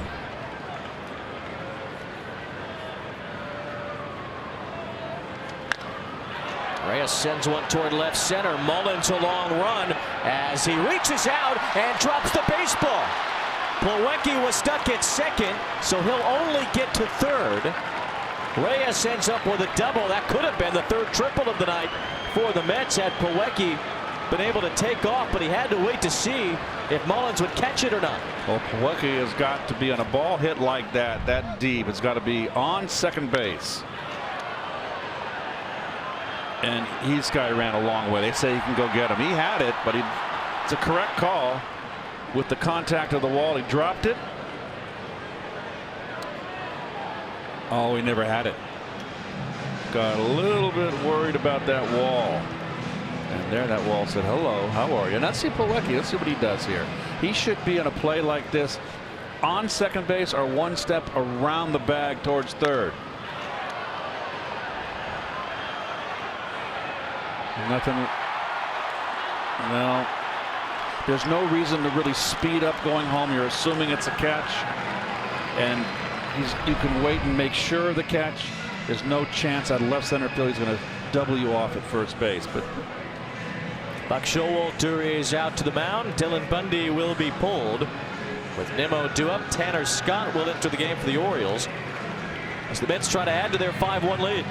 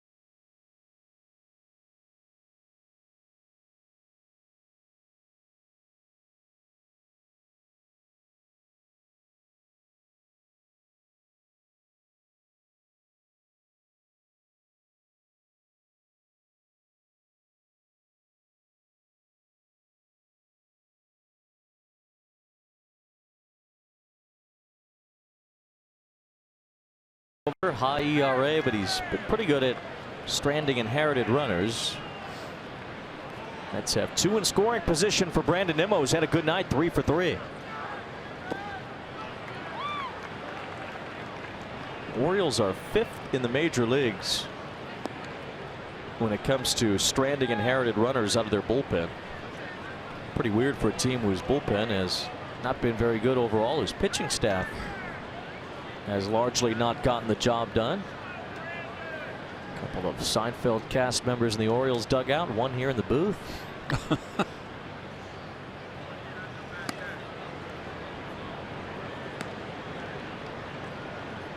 Baltimore 2nd in the major leagues, 2nd worst. Kansas City holding them up. Wow. Can you imagine playing behind those two teams?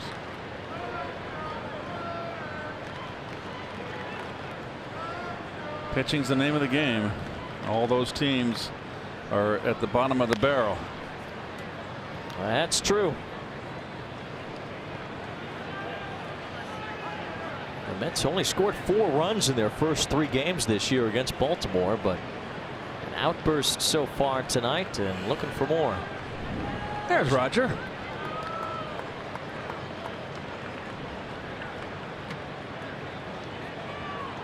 Roger on Seinfeld. Buck was on Seinfeld. You. Roger was the 2nd spitter. Nimmo goes the other way. It's 4th hit of the night. Mancini couldn't get it with a dive. Plawecki and Reyes score, and Nimmo might get another triple.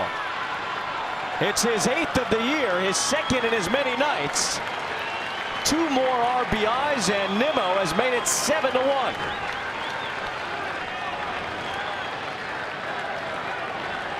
That is sweet music to my ears to see this kind of hitting.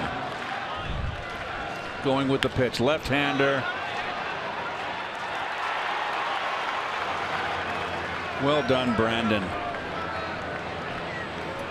Maybe we're turning the corner on all this. Home run, strikeout, happy baseball. Those runs charged to Bundy. He's on the hook for all 7 tonight. Oof. 3rd 4-hit game in Nimmo's career. 8 triples. He's among the league leaders in that category. Here's McNeil. The ball that you hit deeper in the box is the ball in the outside corner. Look at that. He's hitting it right up at the plate. That is just beautifully done.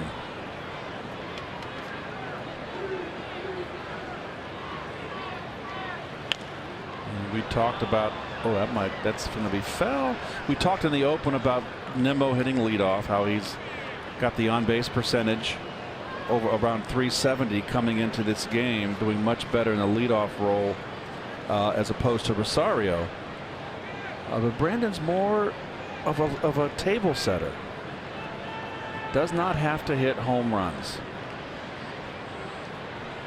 There's a single, 2 doubles, and a triple tonight. A home run would give him the cycle if he got one later. Well, he will definitely get another crack. Okay, we're talking about the ball getting deep. This is a good overhead here. Look at that. Right there, you see it. He's hitting it right. That ball is traveled over the plate when he made contact.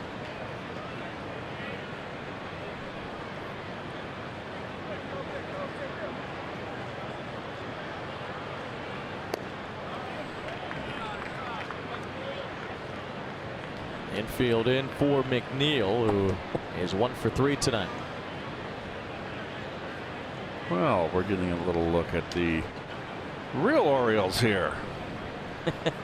Finally. We're understanding why they've lost 84 games, on their way to 85, probably, more than likely. That ball gets away. Nimmo's on his way to the plate, and it's 8-1. It was ball 4 to McNeil, so he's at first after a walk. And a wild pitch brings home Brandon Nimmo. 3 runs in the inning for the Mets.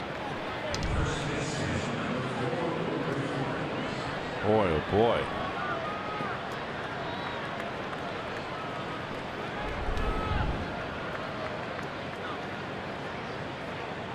The Orioles 3-0 against the Mets entering tonight. 6-6 against the Yankees. They've had their way with the New York baseball teams. A quarter of their wins this year against the Mets and Yankees.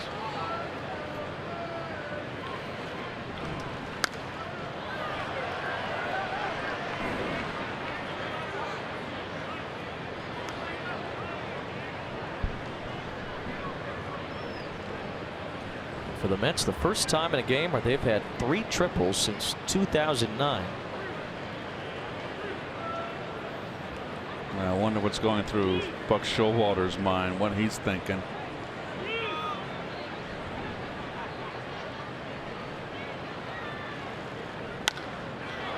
Elmer Flores with a high fly. Mullins makes the catch for the second out. As the Mets lead 8-1, we go to the studio. We say hello to Doug Williams.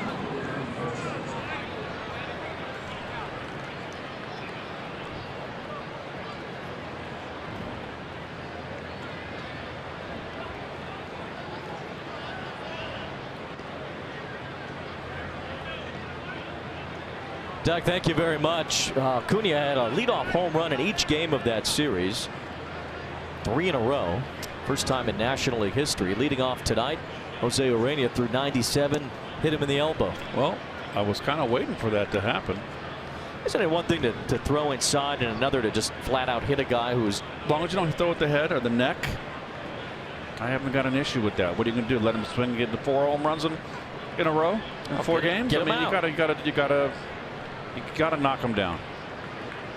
I know it's not part of the game today, but this is not a gentleman's game.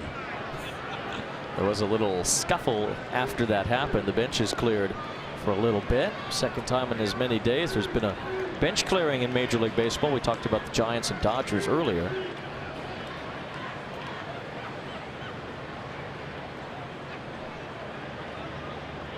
No shift for Conforto, who has not made contact tonight. Lefty against Tanner Scott. It's 3-0.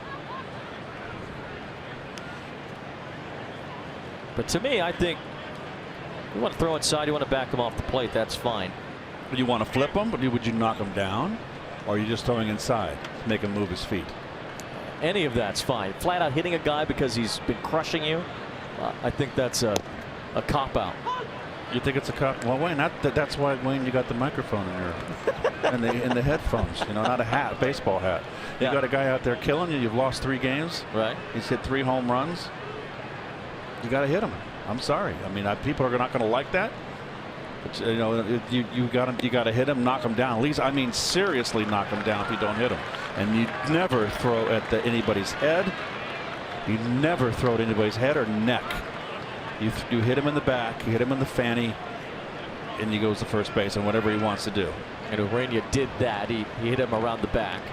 As Buck Showalter makes a pitching change here. Tanner Scott was largely ineffective. 3 of the 4 men he faced reached. So Buck goes back to the bullpen. We go back to commercial.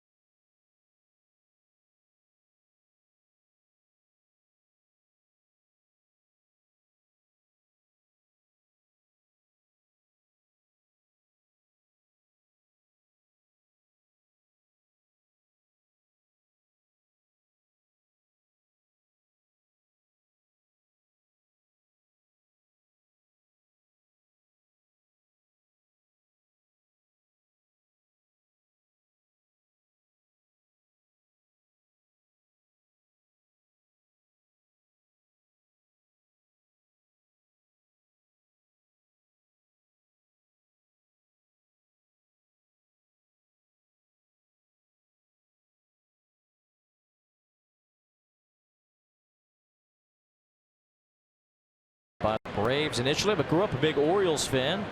He's one of these guys that came up to fill the void. All the trades they made at the break, dumped all their bullpen.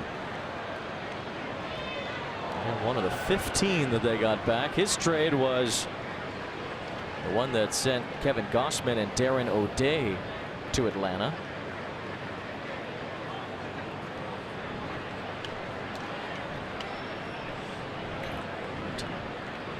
Todd Frazier hit a home run his last time. He has 2 RBIs in this game. Now the count 1-1. We were talking about Ronald Acuna, the Braves getting hit by a pitch to start the game against the Marlins tonight. A clear purpose pitch from Jose Urena. Well, what's the impact of that for a guy like Acuna? Well, you find out. I mean, I know that some people out there aren't going to like what I said, and maybe I'm a dinosaur. There was a code that if you threw it at a hitter, then there would be retaliation throwing at the best hitter on the other side. Now, I never understood that because the other hitter on the other side had nothing to do with it. I always said throw at the pitcher. You know, he threw it, drill the pitcher. You want to hit our players? Okay, you're going to get hit. But that was the written code, and it happened to me where I got hit in a Met uniform. We got in a couple throwing matches where someone got hit, and I was the one that got hit, and I accepted that as okay. I expected it. I got up to the plate and knew I was going to get hit, and I got hit, and I took my lumps and went to first base, and I never got hit in the head. I got hit in the head once, and that wasn't purposeful. That was a wild pitcher that hit me in the head. It doesn't matter where he hit me. He hit me in the back, the butt. You know what's coming. You're ready to kind of back off and take it. In today's game, they don't throw at hitters. I don't think the hitters know. So they don't know how to get out of the way of a ball or know it's coming. And when you hit 3 home runs, I'm sorry. You got to go down. You're going to lean over the plate? You're going to let them put a whooping on you? It's not going to happen. But I know it happens in today's game. And obviously, you've got there's the Marlins. I'm sure Don Mattingly ordered that. I don't think the pitcher out there did. Not today's pitchers. There was a day when you didn't have to tell the pitcher. If he was getting his fanny kicked, he would knock someone down. They're playing the Cardinals, excuse me. So you got 2 teams fighting for a division and fighting for a wild card. Right, they're playing the Marlins. They're playing the Marlins. I'm sorry. So you got I got messed up there. So you've got a team that's out of it, that's retaliating, and that's just part of the baseball code. If someone's hitting home runs, they're leaning all over that plate. I'm sorry. I'm not going to let you do that. Here's one in your ribs or on your back, and let's see if you stay in there the next time. And that's just my strong feeling. And I'm sorry if that's offended some people out there. With the runners going, a long run for Mullins, and that ball's off the wall. Frazier's going to knock home 2 more. McNeil and Conforto come home. It's a 4 RBI night for Frazier and a 10-run outburst from the Mets.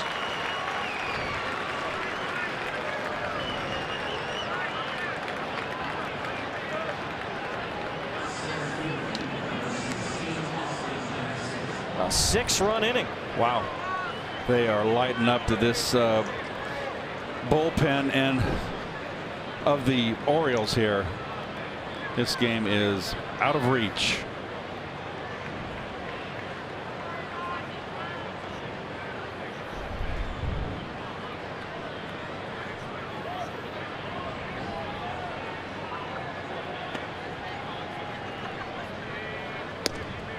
Austin Jackson takes ball 1.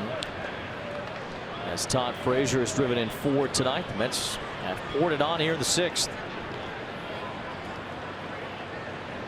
Now, Wayne, I'm not advocating hurting anybody. I've emphasized there's never a reason to throw it from the neck above. You just don't do that. Right. Those headhunters are guys you hate, and you remember them, and you get a chance to get them, you go after them. That is, to me, is a taboo. That is a line drawn in the sand, and you don't knock someone down with the intent to hurt him.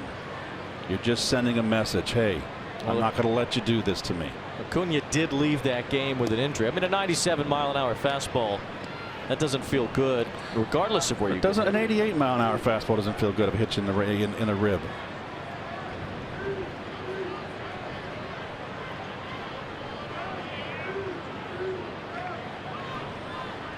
The Braves hope that Acuna can get back in. He left in the second inning tonight. As Austin Jackson swats one foul. The Mets have kicked the door open against Baltimore tonight. Ton of extra base hits. Buck Showalter has seen this story before. Nimmo has 2 doubles, a triple. Frazier has a home run and a double. Jackson a triple. Reyes a triple and a double. We're on cycle watch for Brandon Nimmo. Might get even 2 more at bats the way this inning is going. Right now the Orioles are just hoping to get a 3rd out in this inning. This has been a nightmare. No. This game will do that to you. His line is not going to be pretty in the paper tomorrow. It sure isn't. 7 runs, 11 hits, and 5 1/3 for Bundy. That's how it's been going for him lately. 7 starts since coming off the DL. They have pretty much all been lousy. A lot different than what we saw at Citi Field in June, where he tossed up 7 shutout innings.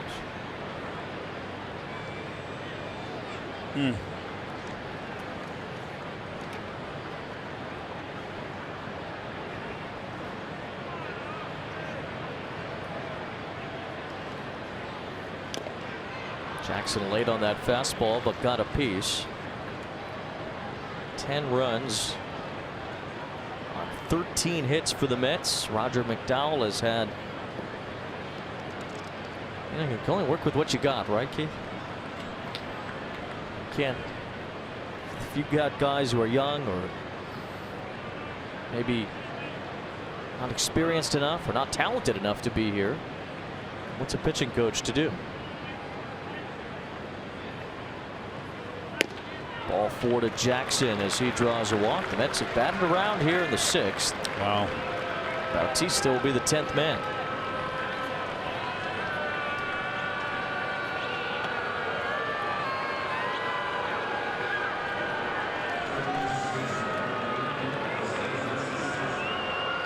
Well,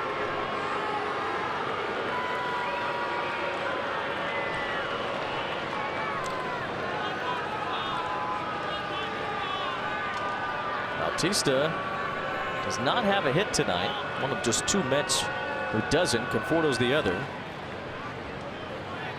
He was hit by a pitch earlier in this inning that started the rally. Reyes followed with a double, and the Mets went on from there. Nimmo tripled, couple of walks. Frazier doubled, another walk, and here's Bautista again. And here's Roger McDowell again.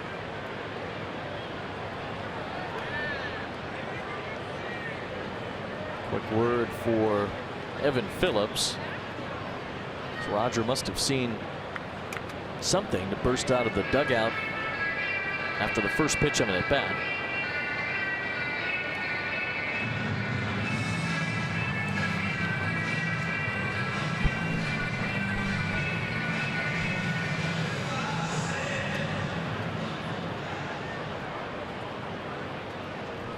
This has been a nightmare inning. If you're a Met fan, it's been a wonderful inning. I don't see any of the Oriole fans leaving the ballpark. Well, it's a nice night. They're here to watch baseball. Actually a decent crowd here tonight. Yeah, it's a very good crowd. A bit bigger than yesterday. Mets will fly to Philly after this one's over. Should be what, a 18-minute flight or so to get to Philadelphia from here. 2 games tomorrow, then Friday, Saturday, Sunday in Williamsport. Bautista and Conforto will be back, where they played in the Little League World Series. Frazier and Conforto, rather. Frazier in 1998, Conforto in 2004. Frazier hasn't been back. Neither one has actually been back to Williamsport since then, so it'll be fun for those guys, for everybody really, to interact with the kids that are there playing in the Little League World Series as Bautista walks. Wow. Merry-go-round continues. Bases loaded for Plawecki.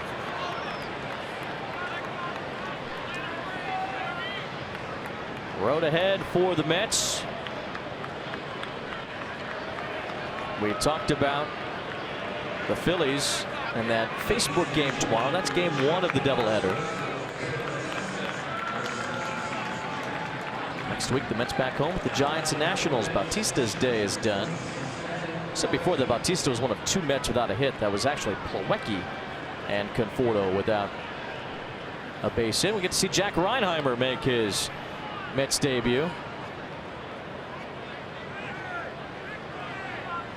Reinheimer pinch running for Jose Bautista. We have not seen Reinheimer yet. He's been on the roster for a few days, replacing Luis Guillorme.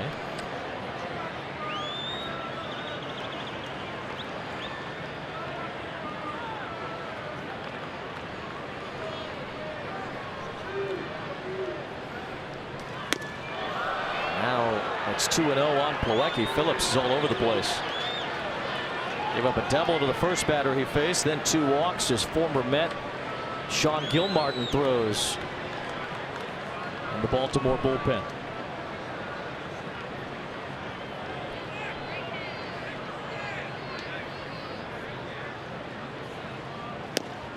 Finally, a strike from Phillips. Everyone appreciative of that. Jack Reinheimer. Pinch running. He's played in a couple of big league games, has not had a hit yet at the major league level, so we'll see his first at bat as a Met later on, it appears. Plawecki sends one in the air, way back to left. A grand slam for Kevin Plawecki. A huge inning for the Mets. 9 runs here in the 6th to make it 14-1.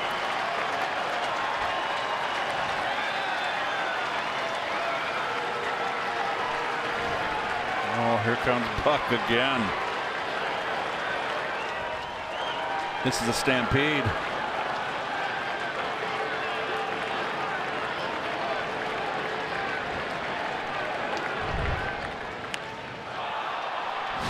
Well, this is a no-doubter. Right down the pipe. Bell tie. Oh, boy. The Mets pouring it on. Former Met Sean Gilmartin enters when we come back.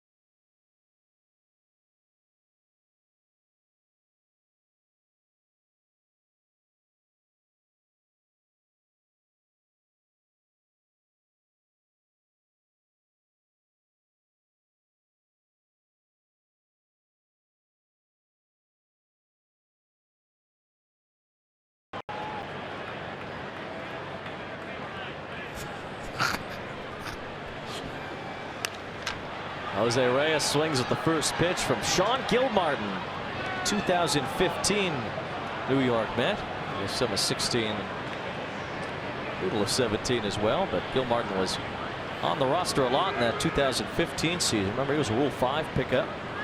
The Mets had to hang on to him all year, and he was effective that year.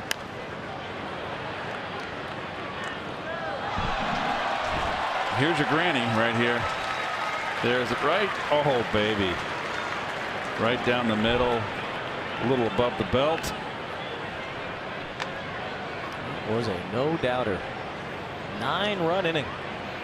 Oh, there's some ERAs getting a serious hurt. Reyes taking a shot at the left field corner. Deep down the line, and that's a foul ball. Reyes with a little golf shot. Trying to hook it around the foul pole. Reyes is batting above 200. Keith, that's the first How about time that? this season. He's off the interstate for the first time. Mendoza line passed. I don't like to call it the Mendoza line. Mario was a nice guy. Is there somebody you don't like that hit under 200 that we can peg? No, I don't know how Mario got that designation. There's a lot of guys that were hit below 200, but it stuck on Mario, and he was a terrific guy with the Pirates. You want to call it the Chris Davis line? I call it the interstate. Oh, the interstate. I like that.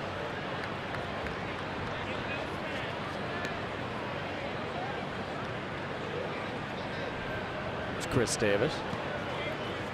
A rough year for his batting average. And for Reyes too, but Jose Reyes has gotten it above 200 with his 2 hits tonight. Now he's got to keep it there.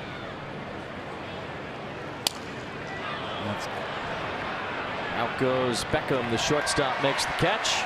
And the inning is finally over, but the Orioles used 4 pitchers to give up a total of 9 runs. 4 of them off the bat of Kevin Plawecki. No doubt about it, grand slam to make it 14-1.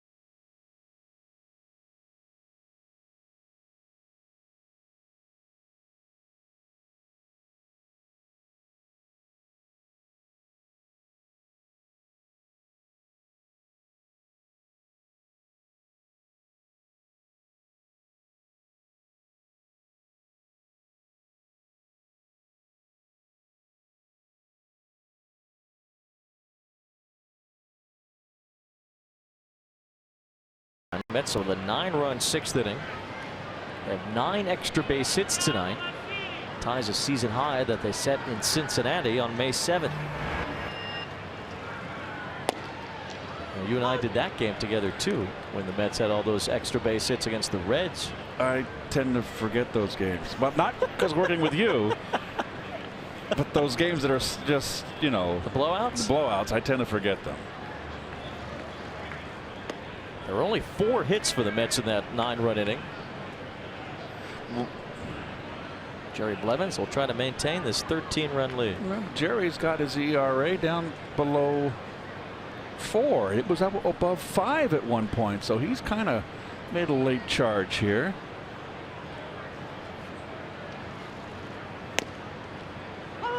Trey Mancini looks at a strike from Blevins.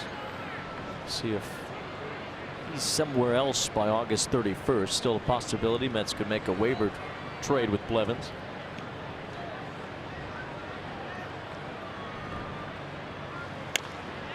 Hit hard, and Mancini dumps that one over the new third baseman, Jack Reinheimer. Mancini has a base hit here in Baltimore, the birthplace of George Herman Babe Ruth, and a museum right near Camden Yards to commemorate Babe's life, his childhood home. That was the bed he was born in that you saw. And there's the Babe. There he is. That's the first big league game he played. He hit 9th and pitched. We all know that Babe was a pitcher. And look at the dad in the right. Look at the resemblance. What's he got in his left hand?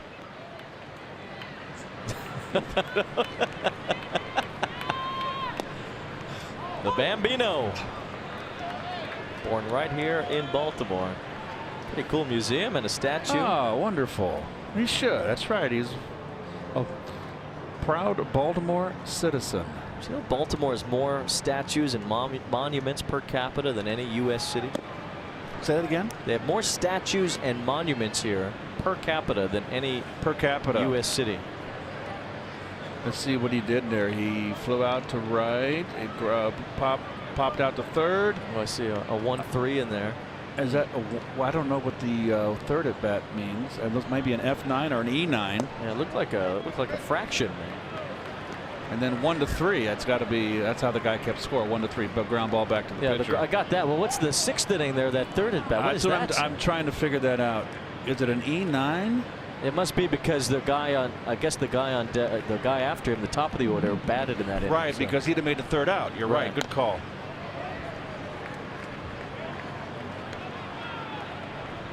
You know, baseball was 2 words back in these days. So this is very interesting that Babe would have kept his first game as a scorebook.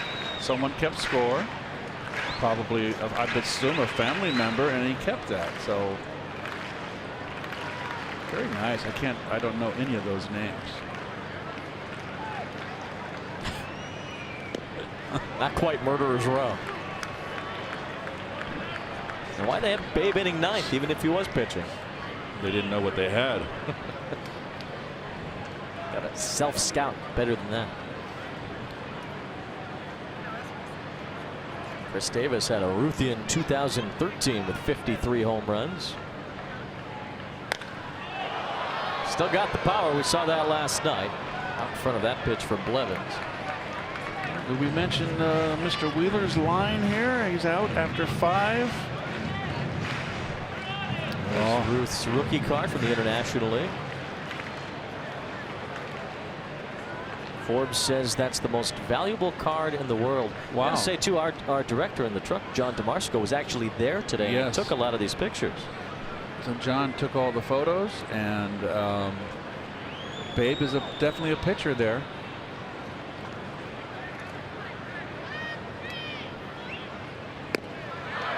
Blevins up and in, gets it by Davis. First strikeout for Blevins on the night.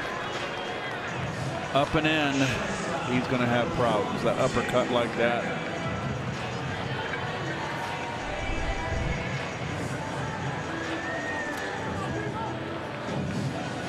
Jerry Blevins in relief of Wheeler, who allowed 1 run in 5 innings, 5 hits, couple of walks, 3 strikeouts. Thought Zach did a really nice job gutting through a night where he did not have his best stuff. And certainly the run support helped as the game went on here. He probably would have gotten another inning had this been a closer game, but with the score out of reach, Wheeler's got his 5 innings and well on his way to his 6th straight win.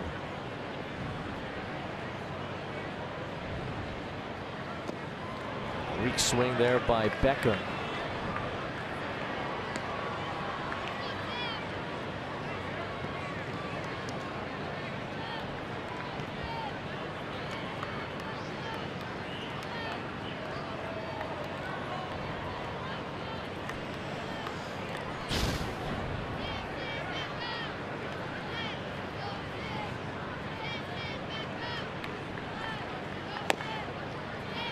Blevins ahead of Beckham 0-2. Beckham walked his last time.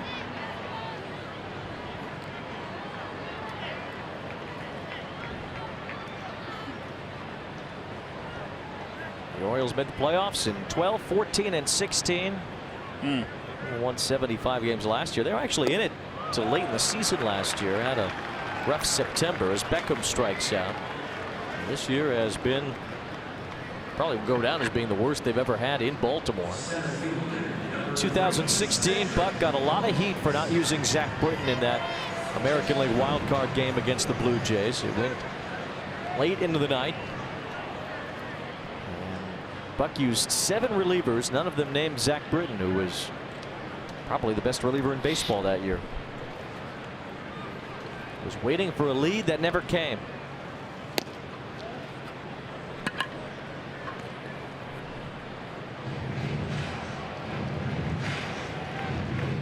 Cedric Mullins, a switch hitter, just about right-handed for the first time tonight.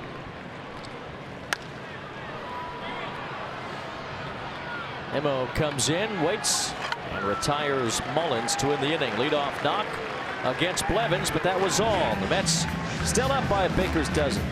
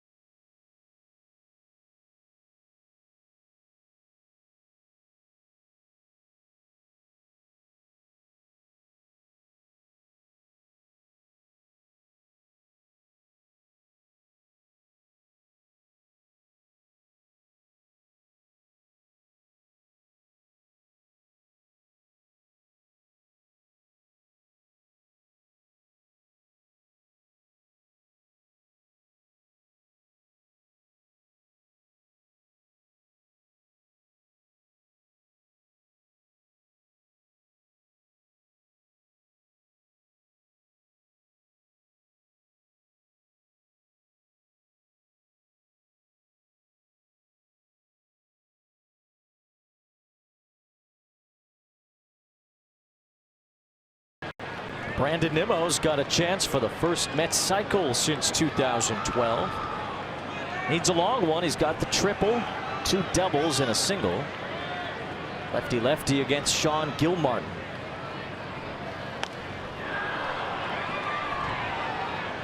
Four for 4 is Nimmo. What a night. There's the first one. He flicked it up the middle there and a ball away. And then that's perfect hitting right there on a ball in the outside corner. Going right down the line. Then he'd coming inside because he's hitting the ball the other way. He pulls it. Then they go away. The left-hander. That is beautiful. And we tell you, he hits like this, he's going to hit in the top of the order, and he's going to have a lot of success. Now he gets hit by a pitch, so he'll be on base for the 5th time tonight. Well, there goes. Sprints to first. That may cost him his cycle. I think he's going to get another at bat. We're only in the 7th. Nobody out on top of that. He's the leadoff man in this 7th inning. So, barring a double play and no more base runners, he will get another opportunity unless they take him out for whatever reason. I don't think they will because Mets don't have a very deep bench. They've already put Reinheimer in the game. McNeil slaps one toward left. Mancini makes the catch over near the line.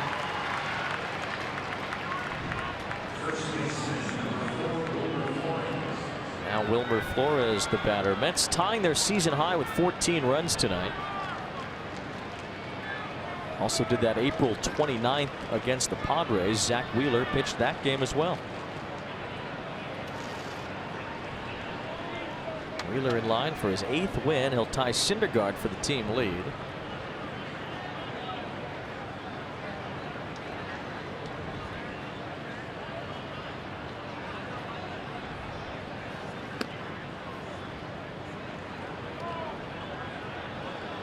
For the Mets, after tonight, 19-19 over the last 38 games, Keith. A team that has played 500 ball now for a month and a half. Far cry from their rotten June. That was a June to forget. That was an astounding month. The ways they found to lose ball games. It just really put an end to the season. Everything went wrong in that month.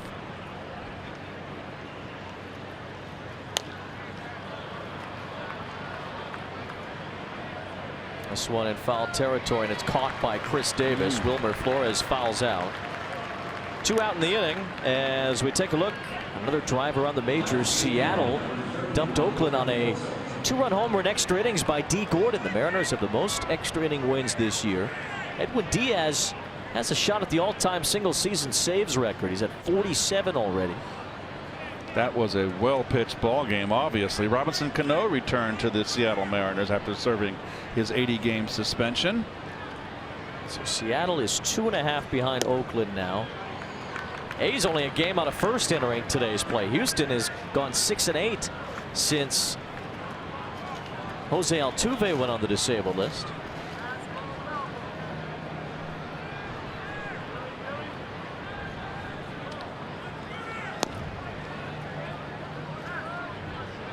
So the Astros a little banged up.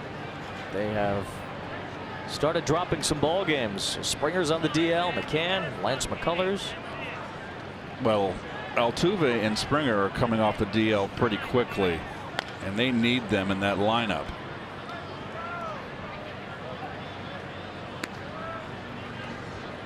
There's the record of late. Still the best ERA in the American League, but all those guys on the DL.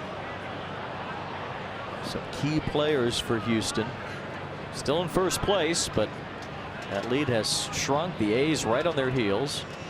Seattle not far behind. It's interesting race out west in the American League. Well, what's happened with Houston is that Gurriel is a really fine hitter, and without those guys in the lineup, he has really struggled. He's been mired in a real bad slump. And so I think the players start returning for Houston. I think they'll start firing on all cylinders. I mean, they've got a fine ball club.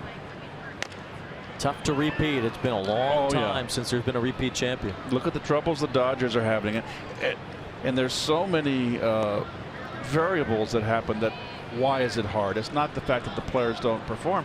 Injuries to key players. Everything goes right for you when you win. The Dodgers last year, all their little bit players had fine seasons. They didn't do it this year. Conforto rolls one, but Davis with a diving stop. And he robs Conforto of a base hit. Conforto remains the only Met without a hit tonight. The rest of the group has had a bunch. As Chris Davis lays out to retire Michael Conforto. Stretch time in Baltimore.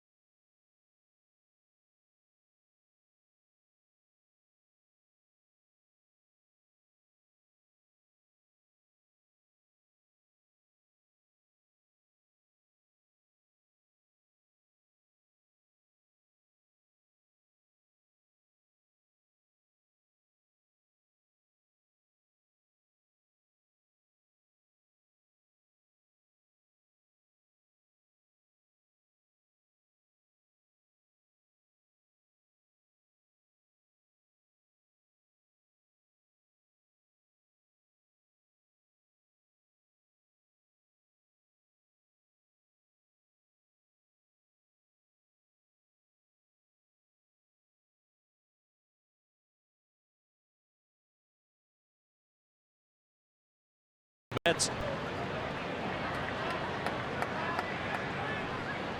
Tim Peterson right there, his numbers. Having a little bit of off to a hot start. Been struggling a little bit lately.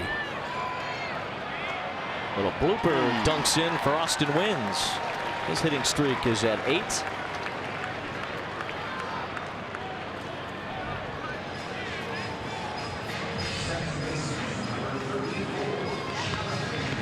There's the bird. Well, down 13 runs. I like the stirrups on the bird. Yes. That's nice. Looking like Boop Powell.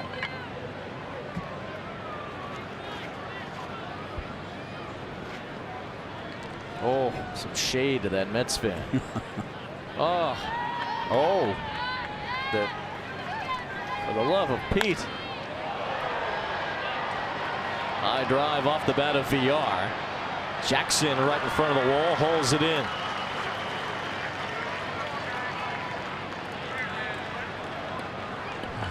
The foul behavior of that bird on top of the dugout. Look at this guy. Look at this. Get this guy a name. His name's the Oriole Bird. It's not very creative. Seriously? Yes. I didn't know that. It's not very creative. Here's Renato Nunez. Renato might be a nice name for the bird.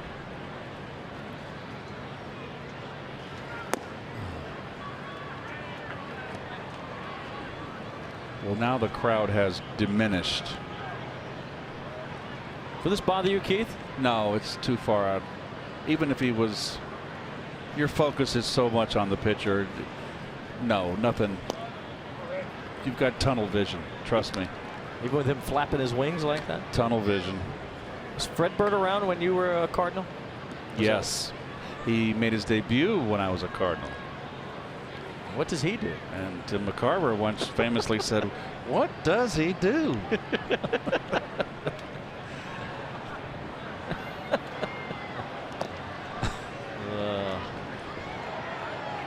Well, what does he do? At least he has a name. Fred Bird. Mm-hmm. And like the Oriole Bird who's back there marching around. What does that mean? He's trying to put some voodoo on Tim Peterson. See the Philly fanatic and all his tricks tomorrow.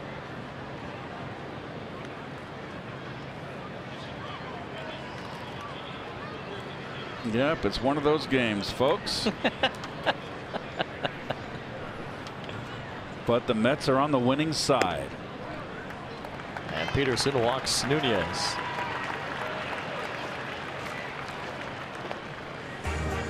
New York Mets baseball on SNY is brought to you by Budweiser, the legendary lager for legendary moments. By Spectrum. Hey, Mets fans, get the best TV, internet, and voice service today at Spectrum.com. And by Dodge. Visit Dodge.com to learn more about our powerful lineup.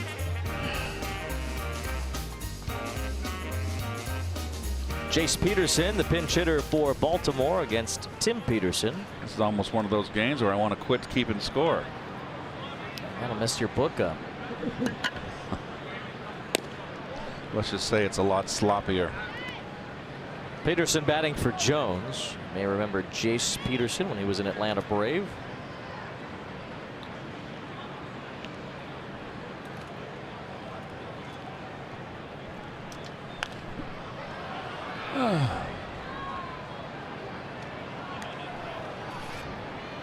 Geico Sports Night after post game. Sam Darnold potentially starting tomorrow.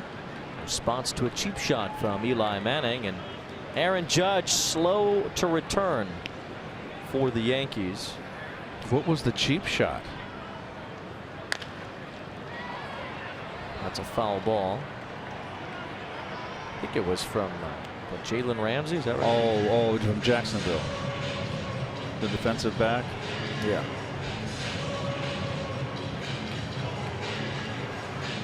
Oh, that's right. That's an opener. That's the home of the Giants home opener, correct?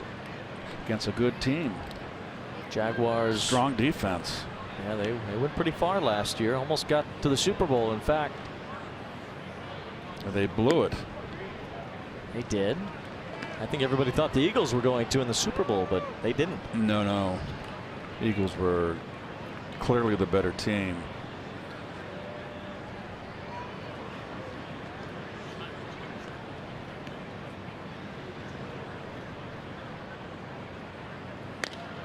Peterson hits a pop-up.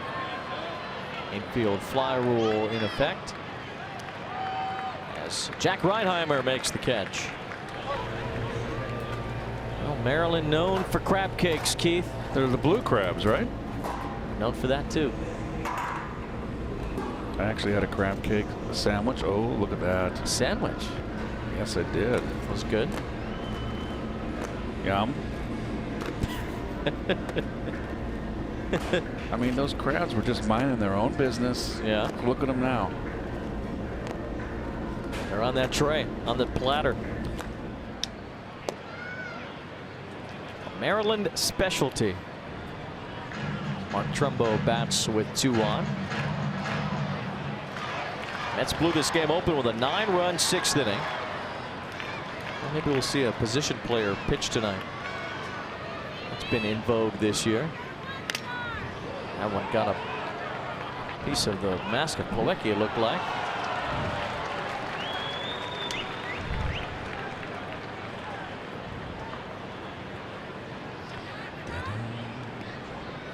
Plawecki's got one of those new style masks that catches that sting and reverberates it back the other way.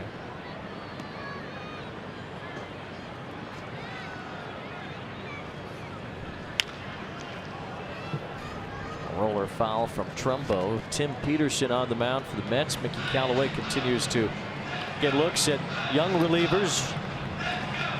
Waiting for one of them to stick out as you see the mask. See those springs in the mask. Right. A little compression there. Absorb the shock. Tyler Flowers and a company that he uses creating that. Trying to limit concussions for catchers.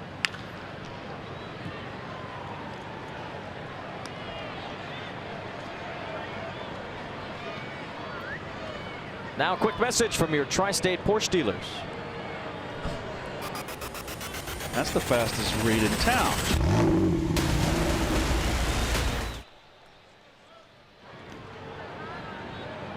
Is that Nimmo in that Porsche? That's a nice ad. Trumbo with a base hit the opposite way. Around third, Wins comes home. Nunez advances to third as Trumbo gets an RBI. Boy, you watch Trumbo run to first base. He is really hurting. He got an injection in that knee, cortisone, I'm presuming, and he is really.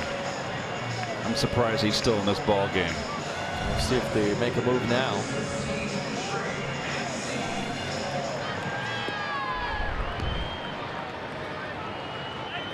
Apparently not. Trumbo's going to stay in and run after his single made it 14-2.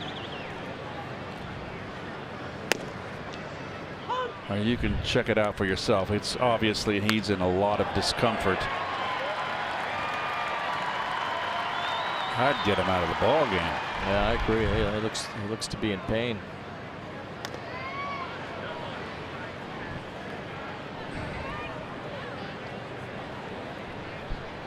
Plawecki taking a little beating here. I guess some revenge for the grand slam he hit in the 6th inning. Big night for the Mets offense. 14 runs is tied a season high. They have 9 extra base hits.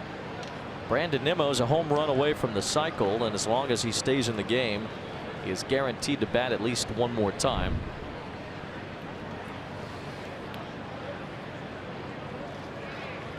Oh, he got the cue ball and got him in the hip.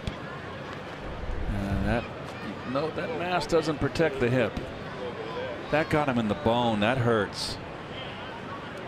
Mickey out with Joe Golia, one of the Mets athletic trainers.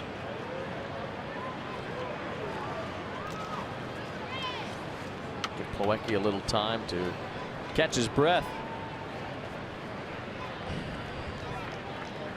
Sometimes it's not so fun behind the plate. Did you ever catch? You were lefty. I guess you probably No, never I never did. But I even never, like Little League? Nope, never caught. I played second base once. Did you have to turn a double play? No, I didn't, fortunately. Because how would I? That's a difficult turn, don't you think? Yeah, you got to really like angle your You'd body. have to do the spin around. That's spinorama. right.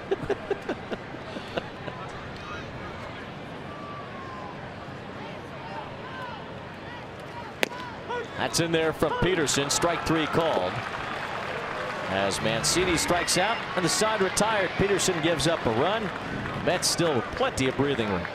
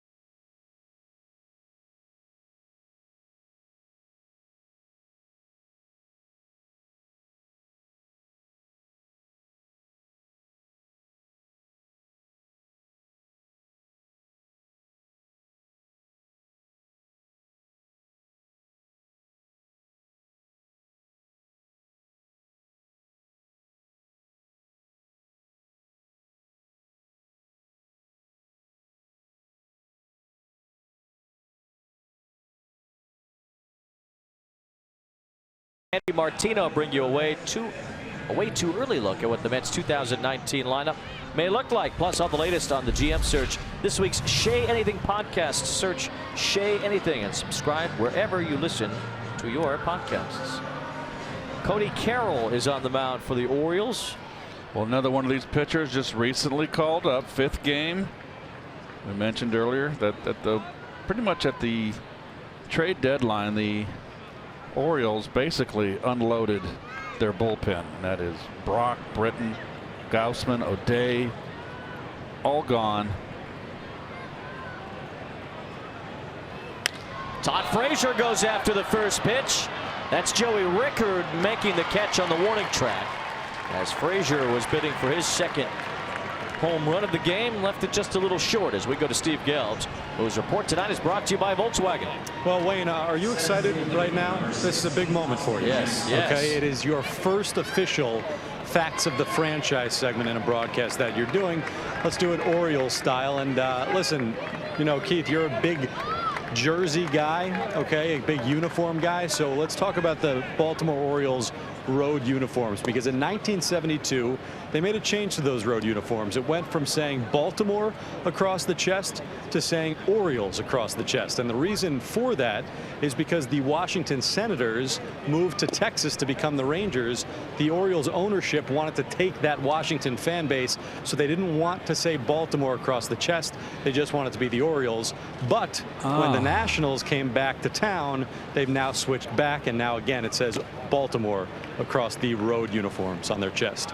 Interesting. Usually most teams have the name of the city on their road uniforms. Yes. And their home uniforms like have their I guess what's it, logo or nickname. So you know there's always the Maryland flag. They're very proud of that here. But you know, Mets at home. We were New York on the road. Phillies have home and road both saying Phillies, right? Yes. No Philadelphia on the Phillies jersey. That's right. That's a long name. Yeah. San Francisco. I always thought San Francisco on the road grades for them. The Giants was fantastic, and it had like a bridge span too, arced. The Dodgers have Los Angeles on the road. Do. Yes. I like it too with the city or state represented. The Marlins, I think, for a while had it just say Marlins on their road uniform. I think now it says Miami. Actually, they have theirs that say Miami at home too. That's confusing to everybody, including this guy who's, well, blue and orange does go together, so he's got that part right. Hey guys, do you want one other fact? Are you open to another Steve, fact? Oh yeah, go ahead. Come on, All right, shoot. it's facts of the franchise here. So Baltimore Orioles, we know why they're called the Baltimore Orioles, because the Baltimore Oriole is the Maryland state bird. But why is it the state bird? Well, if you're a history buff, back in the 1600s, Lord Baltimore is the founder of the state of Maryland. And there was a local bird that was the Oriole that was both orange and black. First career hit for Reinheimer right there. I don't want to get in the way of that, but the state bird, the Oriole, is orange and black, and Lord Baltimore's coat of arms, his family coat of arms, was orange and black, so they named that bird the Baltimore Oriole. Nice. And Jack Reinheimer has his first major league hit against Lord Baltimore and his Orioles as Todd Frazier retrieves the baseball. Jason Vargas teases throwing it away. For the old looping breaking ball to Rosario, and on it goes into the Mets clubhouse for Reinheimer. Oh, congratulations. That's a good pitch too. Nice hitting. Fastball knee high outside corner. Kevin Plawecki takes a strike. So every Met that has played tonight has a hit except Michael Conforto. He'll hopefully have another chance later. Plawecki's got a grand slam, his only hit.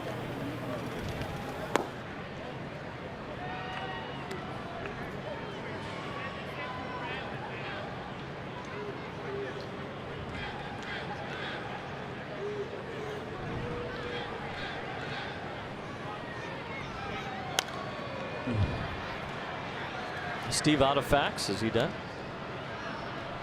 All right. Well, thank you, Steve, for your facts of the franchise of the Orioles. Do you know that in at least in my neck of the woods, Steve? Oh, hi, Steve. Steve, you look like you're in jail. I mean, I'm underground. I'm really. Looks like you're in a bunker. Steve, was that a pick or a scratch that we just caught? No, it was a scratch. It was underneath, actually. It's the sweat on my the upper lip. Plawecki strikes out. The Orioles migrate out at least in May, I believe. Late May. Yeah. They come in out to Sag Harbor this year. They come out to Sag Harbor, and they have a distinctive tweet. They're not on Twitter, right? And you know that. I know the sound, and they're there for around 2 weeks, and then they go. Where they go, I have no idea. And there, look at all those logos. A lot of birds, except for 1963. They just had the bee for that 1 year. Right. Where'd the bird go? I don't know. I like the full bird. I know you do. You like the black hat, the solid black hat. Yeah, you're not into this pinwheel style hat they're wearing now. The gray hat in the mid-90s there. Wonder why the 99 through 08 bird is facing upright more. The other bird is lunging forward. These little subtle changes that teams make to their logos over the years. There's a reason for that too. These subtle changes, 98 to 2011, yeah. They were really working to get the exact look of the bird. It was a very serious thing. Well, why the bird lunging forward as opposed to standing upright? Wayne, stop asking me so many questions. He's tweeting. Oh, the bird's tweeting? There's the kind of cartoon bird that they use now. Yeah, I'm not crazy about that. And then there's the bird Keith likes. Yes. They're a beautiful bird, by the way, I'm telling you. They are a very pretty bird. Very vibrant color. Only the male Oriole, though, is orange and black. Did you know that? Well, how would you know if you saw a female Oriole then? You wouldn't. What are we Where are we going here? This is funny. What's the score? 14-2, and that's how we'll stay as Jose Reyes grounds out to end the inning. Mets don't score. We go to the bottom of the 8th. There's the bird, the cartoon bird. It's the one Keith doesn't like.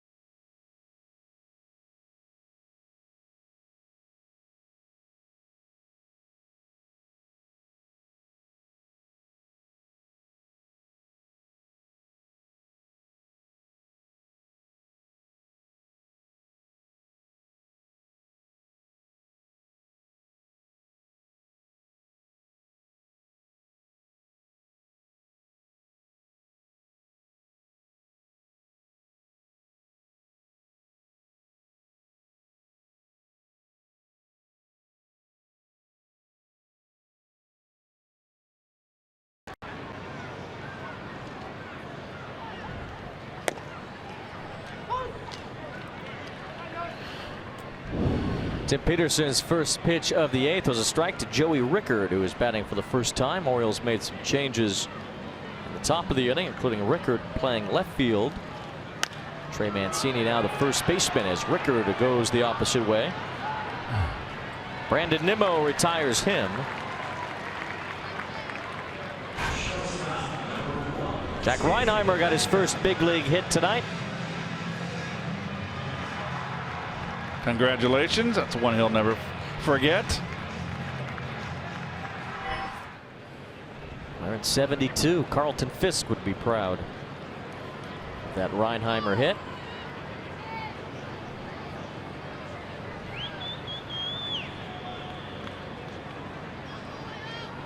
There's Tim Beckham, struck out his last time. Swings the first pitch. Jose Reyes slings it across, and there's 2 quick outs for Peterson here in the 8th.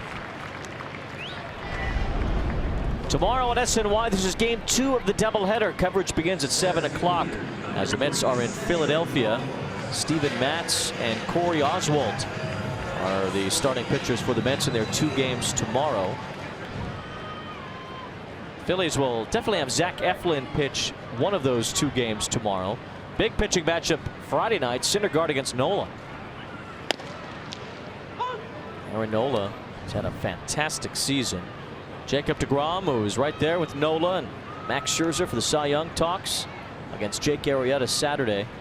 Sunday's game in Williamsport for the Little League Classic, as the Mets and Phillies will head up Sunday morning to get to Williamsport for that game Sunday night. Should be an interesting weekend with 2 games tomorrow, and then trip outside of Philadelphia for that last one. Flores with the backhand, but a bad throw. Popped it over Peterson's head, who was trying to cover. And Mullins is aboard. Nice play to get there, Wilmer, but he had time to get set and not rush the throw.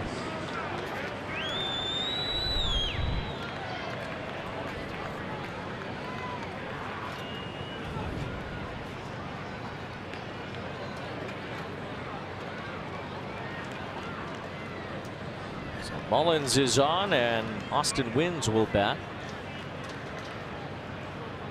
A rare imperfection from the Mets tonight on what has been a terrific night for this ball club, a team that Had not scored many runs against the lowly Orioles pitching staff this year. Only 4 in their 3 games, but it all evens out, right? 14 runs. As Wynn strikes one fair past a diving Reinheimer.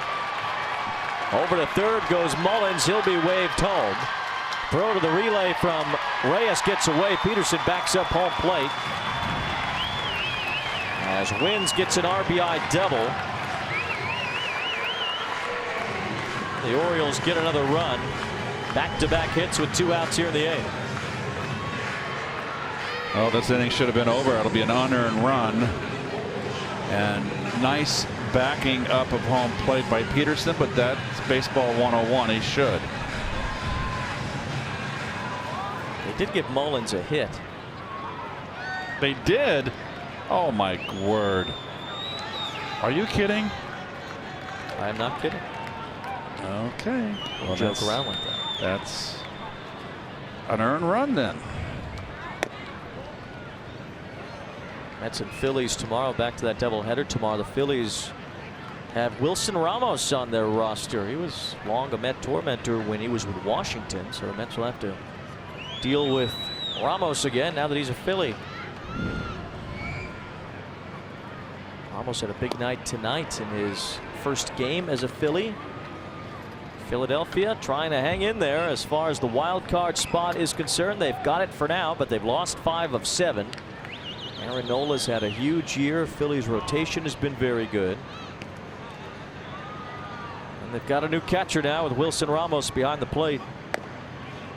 3 extra base hits in his Phillies debut. First player to do that for the Phillies since Ed Freed in 1942. Phillies leading the Red Sox 7-3 tonight at Citizens Bank Park. 2-2 on VR. Steven Matz will be back off the disabled list tomorrow night.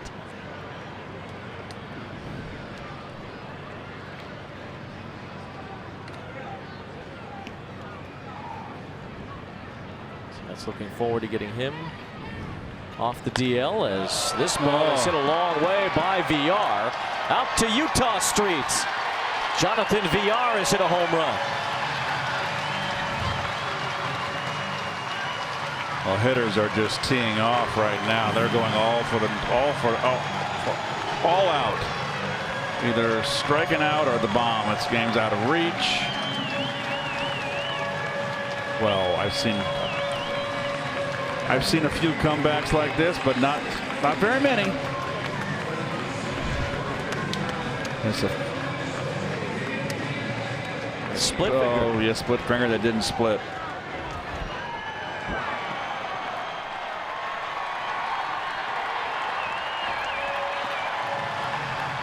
Mad scramble for that ball outside.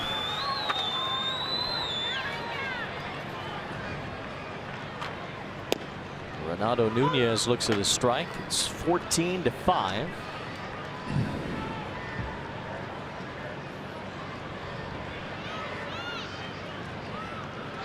Drew Smith is up in the Mets bullpen.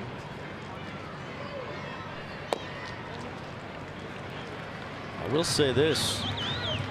Talk about comebacks in a game like this. Remember that Cleveland-Seattle game in 2001 where such a rarity. Cleveland can't be happy. You have to go back 18 years or 17 years to even think about the last time. Diving stop by Reinheimer. His first big league hit. His first highlight reel defensive play.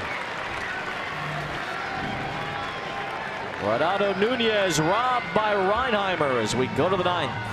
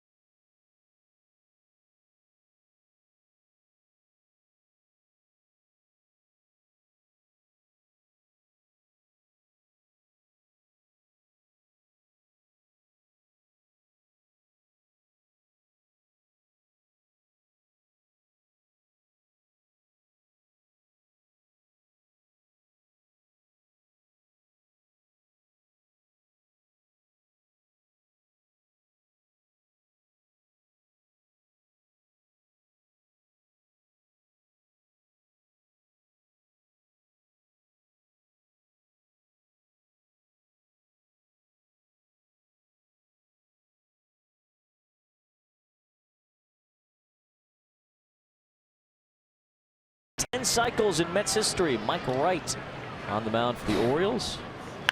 Brandon Nimmo will not have the 11th. But he'll have a base hit. And yes, he will. A perfect night. 5 for 5 is Brandon Nimmo on base 6 times. That has got to be his first 5 for 5, and those are hard to come by. Congratulations. That is quite a feat for a hitter. Only pulled 1 ball the whole night. No fly balls, line drives. Outstanding night for Nimmo. The Mets have had a very good offensive night overall. Now Jeff McNeil with a high drive to center. Mullins makes the catch. Nimmo retreats to first.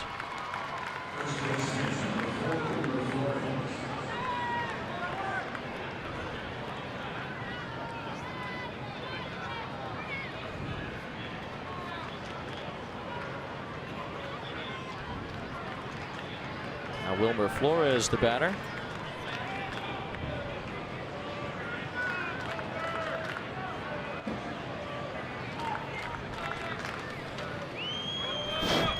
Been a whole ton of 5-hit games in Mets history, 34 of them, including Nimmo's tonight.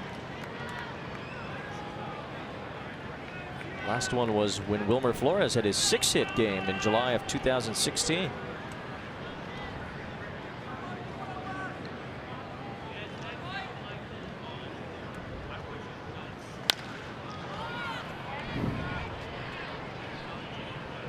Nimmo's got the only 5-hit game that's also included a hit batsman in Mets history.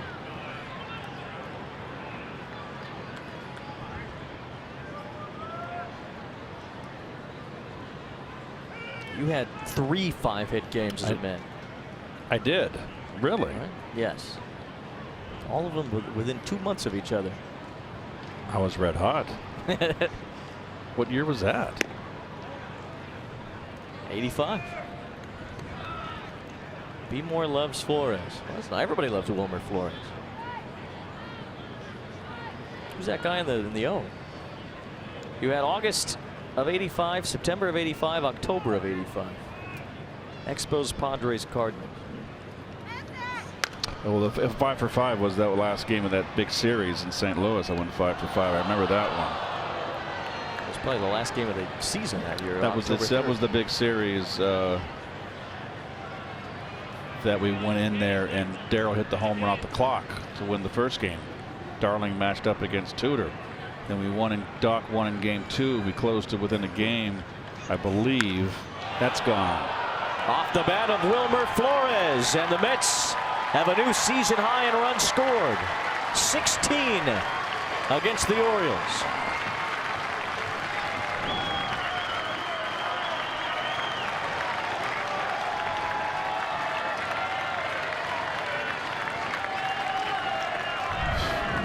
Well, another high fastball, inner half, and this is just hanging slider.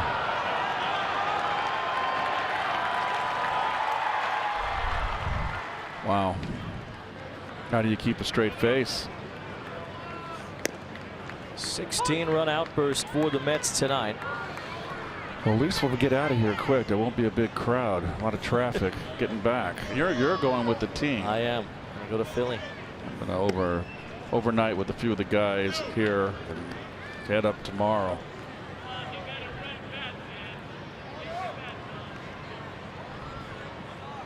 Long night for the Orioles. That ball's ripped. Conforto trying for his first hit of the night, and he'll get it. Every Met has a hit. VR knocked it down, but could not retrieve it from there.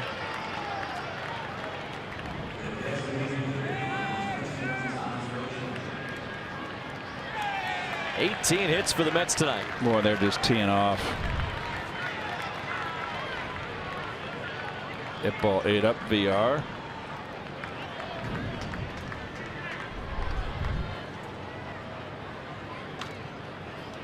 Now Frazier, 4 RBIs, a homer, a double.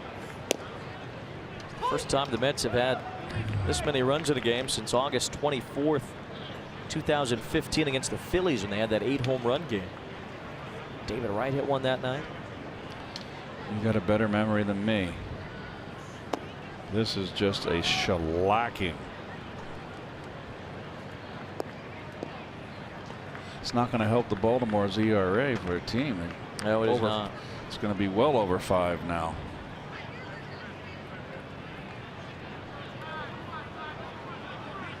Not a good night for the Baltimore staff. Todd Frazier at the first Mets homer tonight. Got a fastball. Just over the 363 sign.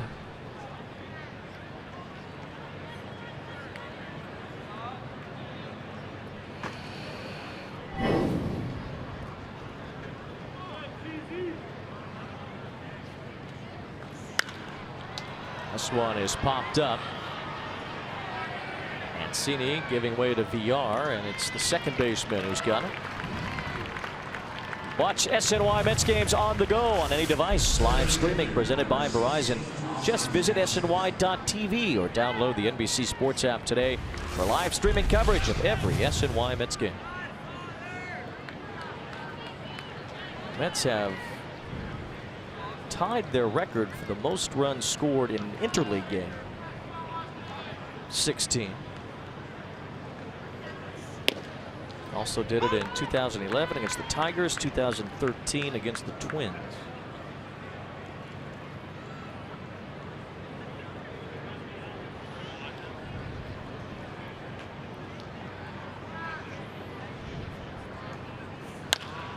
Another base hit. Austin Jackson goes the other way. Wow. Maybe Nimmo will get another chance here. People's United Bank tonight starter Zach Wheeler overcame a shaky first 2 innings to get through 5, allowed only 1 run. He'll be the winner tonight. Dylan Bundy, more of the same with what he's dealt with lately. 7 runs, 11 hits. For Wheeler, this will be 6 straight starts with a victory. This game needs to be put out of its misery. You're going to go for 20 here. This is a pummeling. 16 runs, 19 hits. Reinheimer a little bouncer. Nunez gloves it and throws him out. 2 more for the Mets in the 9th inning. 3 outs left to get for a series split.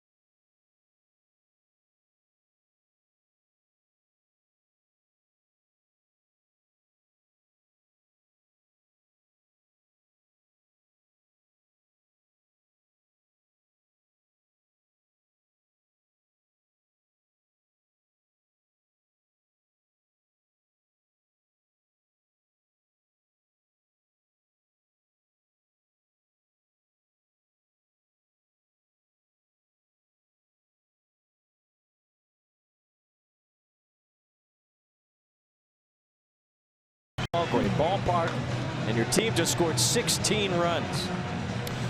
Well, Drew Smith comes in, only his 8th game, and the Mets are pretty much in the same situation. Although, as far as the bullpens are concerned, a lot of guys getting looks. I think the Mets have a little more talent in theirs than the Orioles.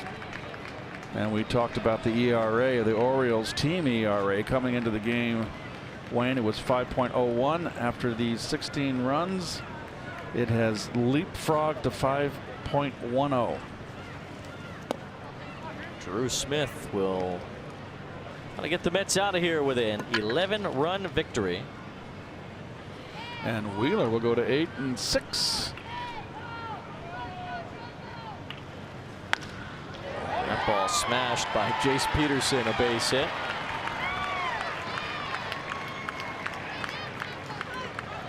Drew Smith has caught the attention of the Mets coaching staff as far as the young pitchers are concerned. He's a guy that they've really had their eyes open to. Hard thrower. They really feel like he's got some of the better secondary stuff of any of the young guys that have come up. 24-year-old right-hander Drew Smith.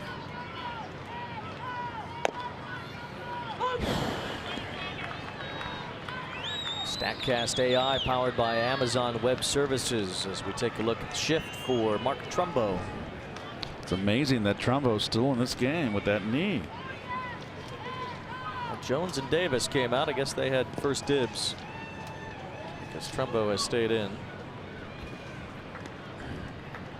Jones and Davis have been here the longest, so I guess that's how Buck does it. But Trumbo probably could have used the breather. There's Davis.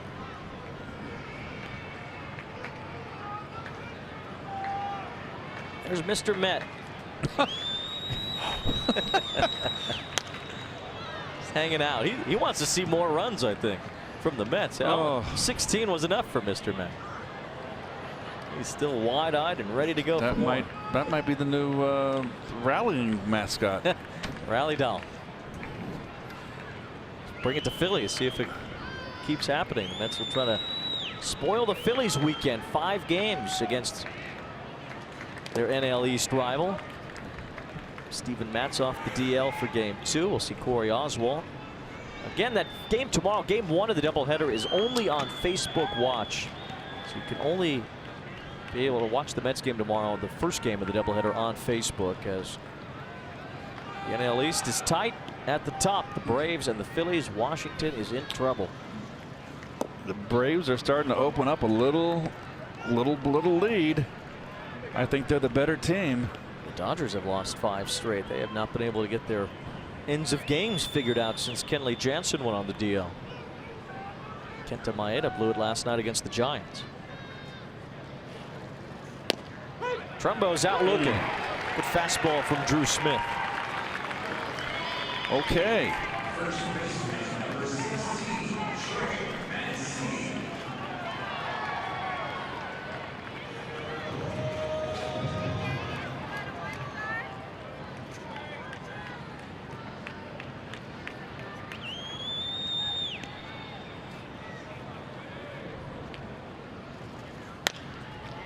Trey Mancini dumps one foul. Couple of hits for Mancini tonight.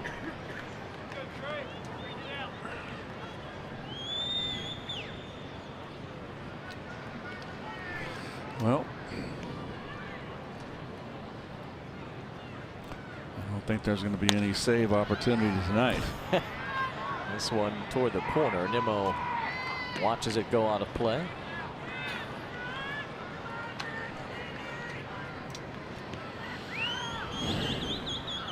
Oh, wow. That's truly a corner. That is interesting. That is a corner. That's how you do it.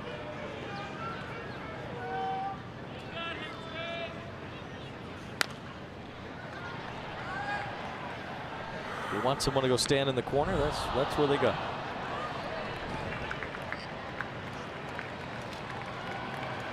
No cameras over there.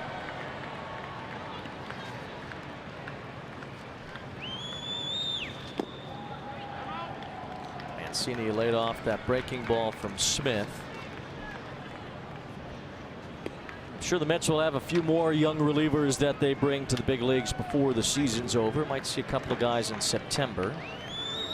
Heard the names Daniel Zamora and Eric Hanhold tossed around.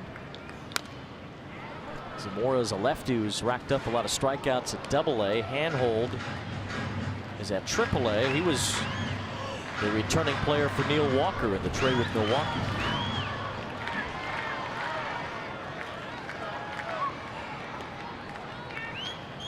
Dave Island's had his work cut out for him this year. A lot of young pitchers now.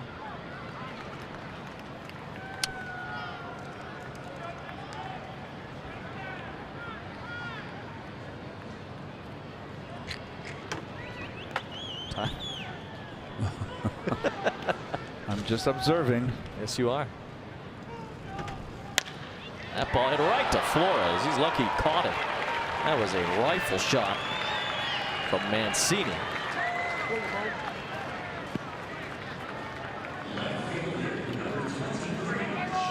Okay. 1 out away. Mets will get a series split here in Baltimore. It's the third straight full series played by the Mets without getting beaten in a series. Had the back-to-back series wins as Jeff McNeil makes the catch. A sliding grab ends the ball game, and the Mets win 16-5. The biggest offensive outburst of the season. Brandon Nimmo was 5 for 5. He got on base 6 times. The Mets hit 3 home runs, including a grand slam from Kevin Plawecki. Nimmo certainly the table setter tonight at the top of the order. Well, it's very rare. It's very difficult to get a five hit day. 5 for 5. You're on base 6 times. Double, triple, 3 singles. Actually 2 doubles, excuse me. But Wheeler, who didn't really have his good command today, really righted the ship, stuck with his fastball, which is really exceptional. 5 innings, only gave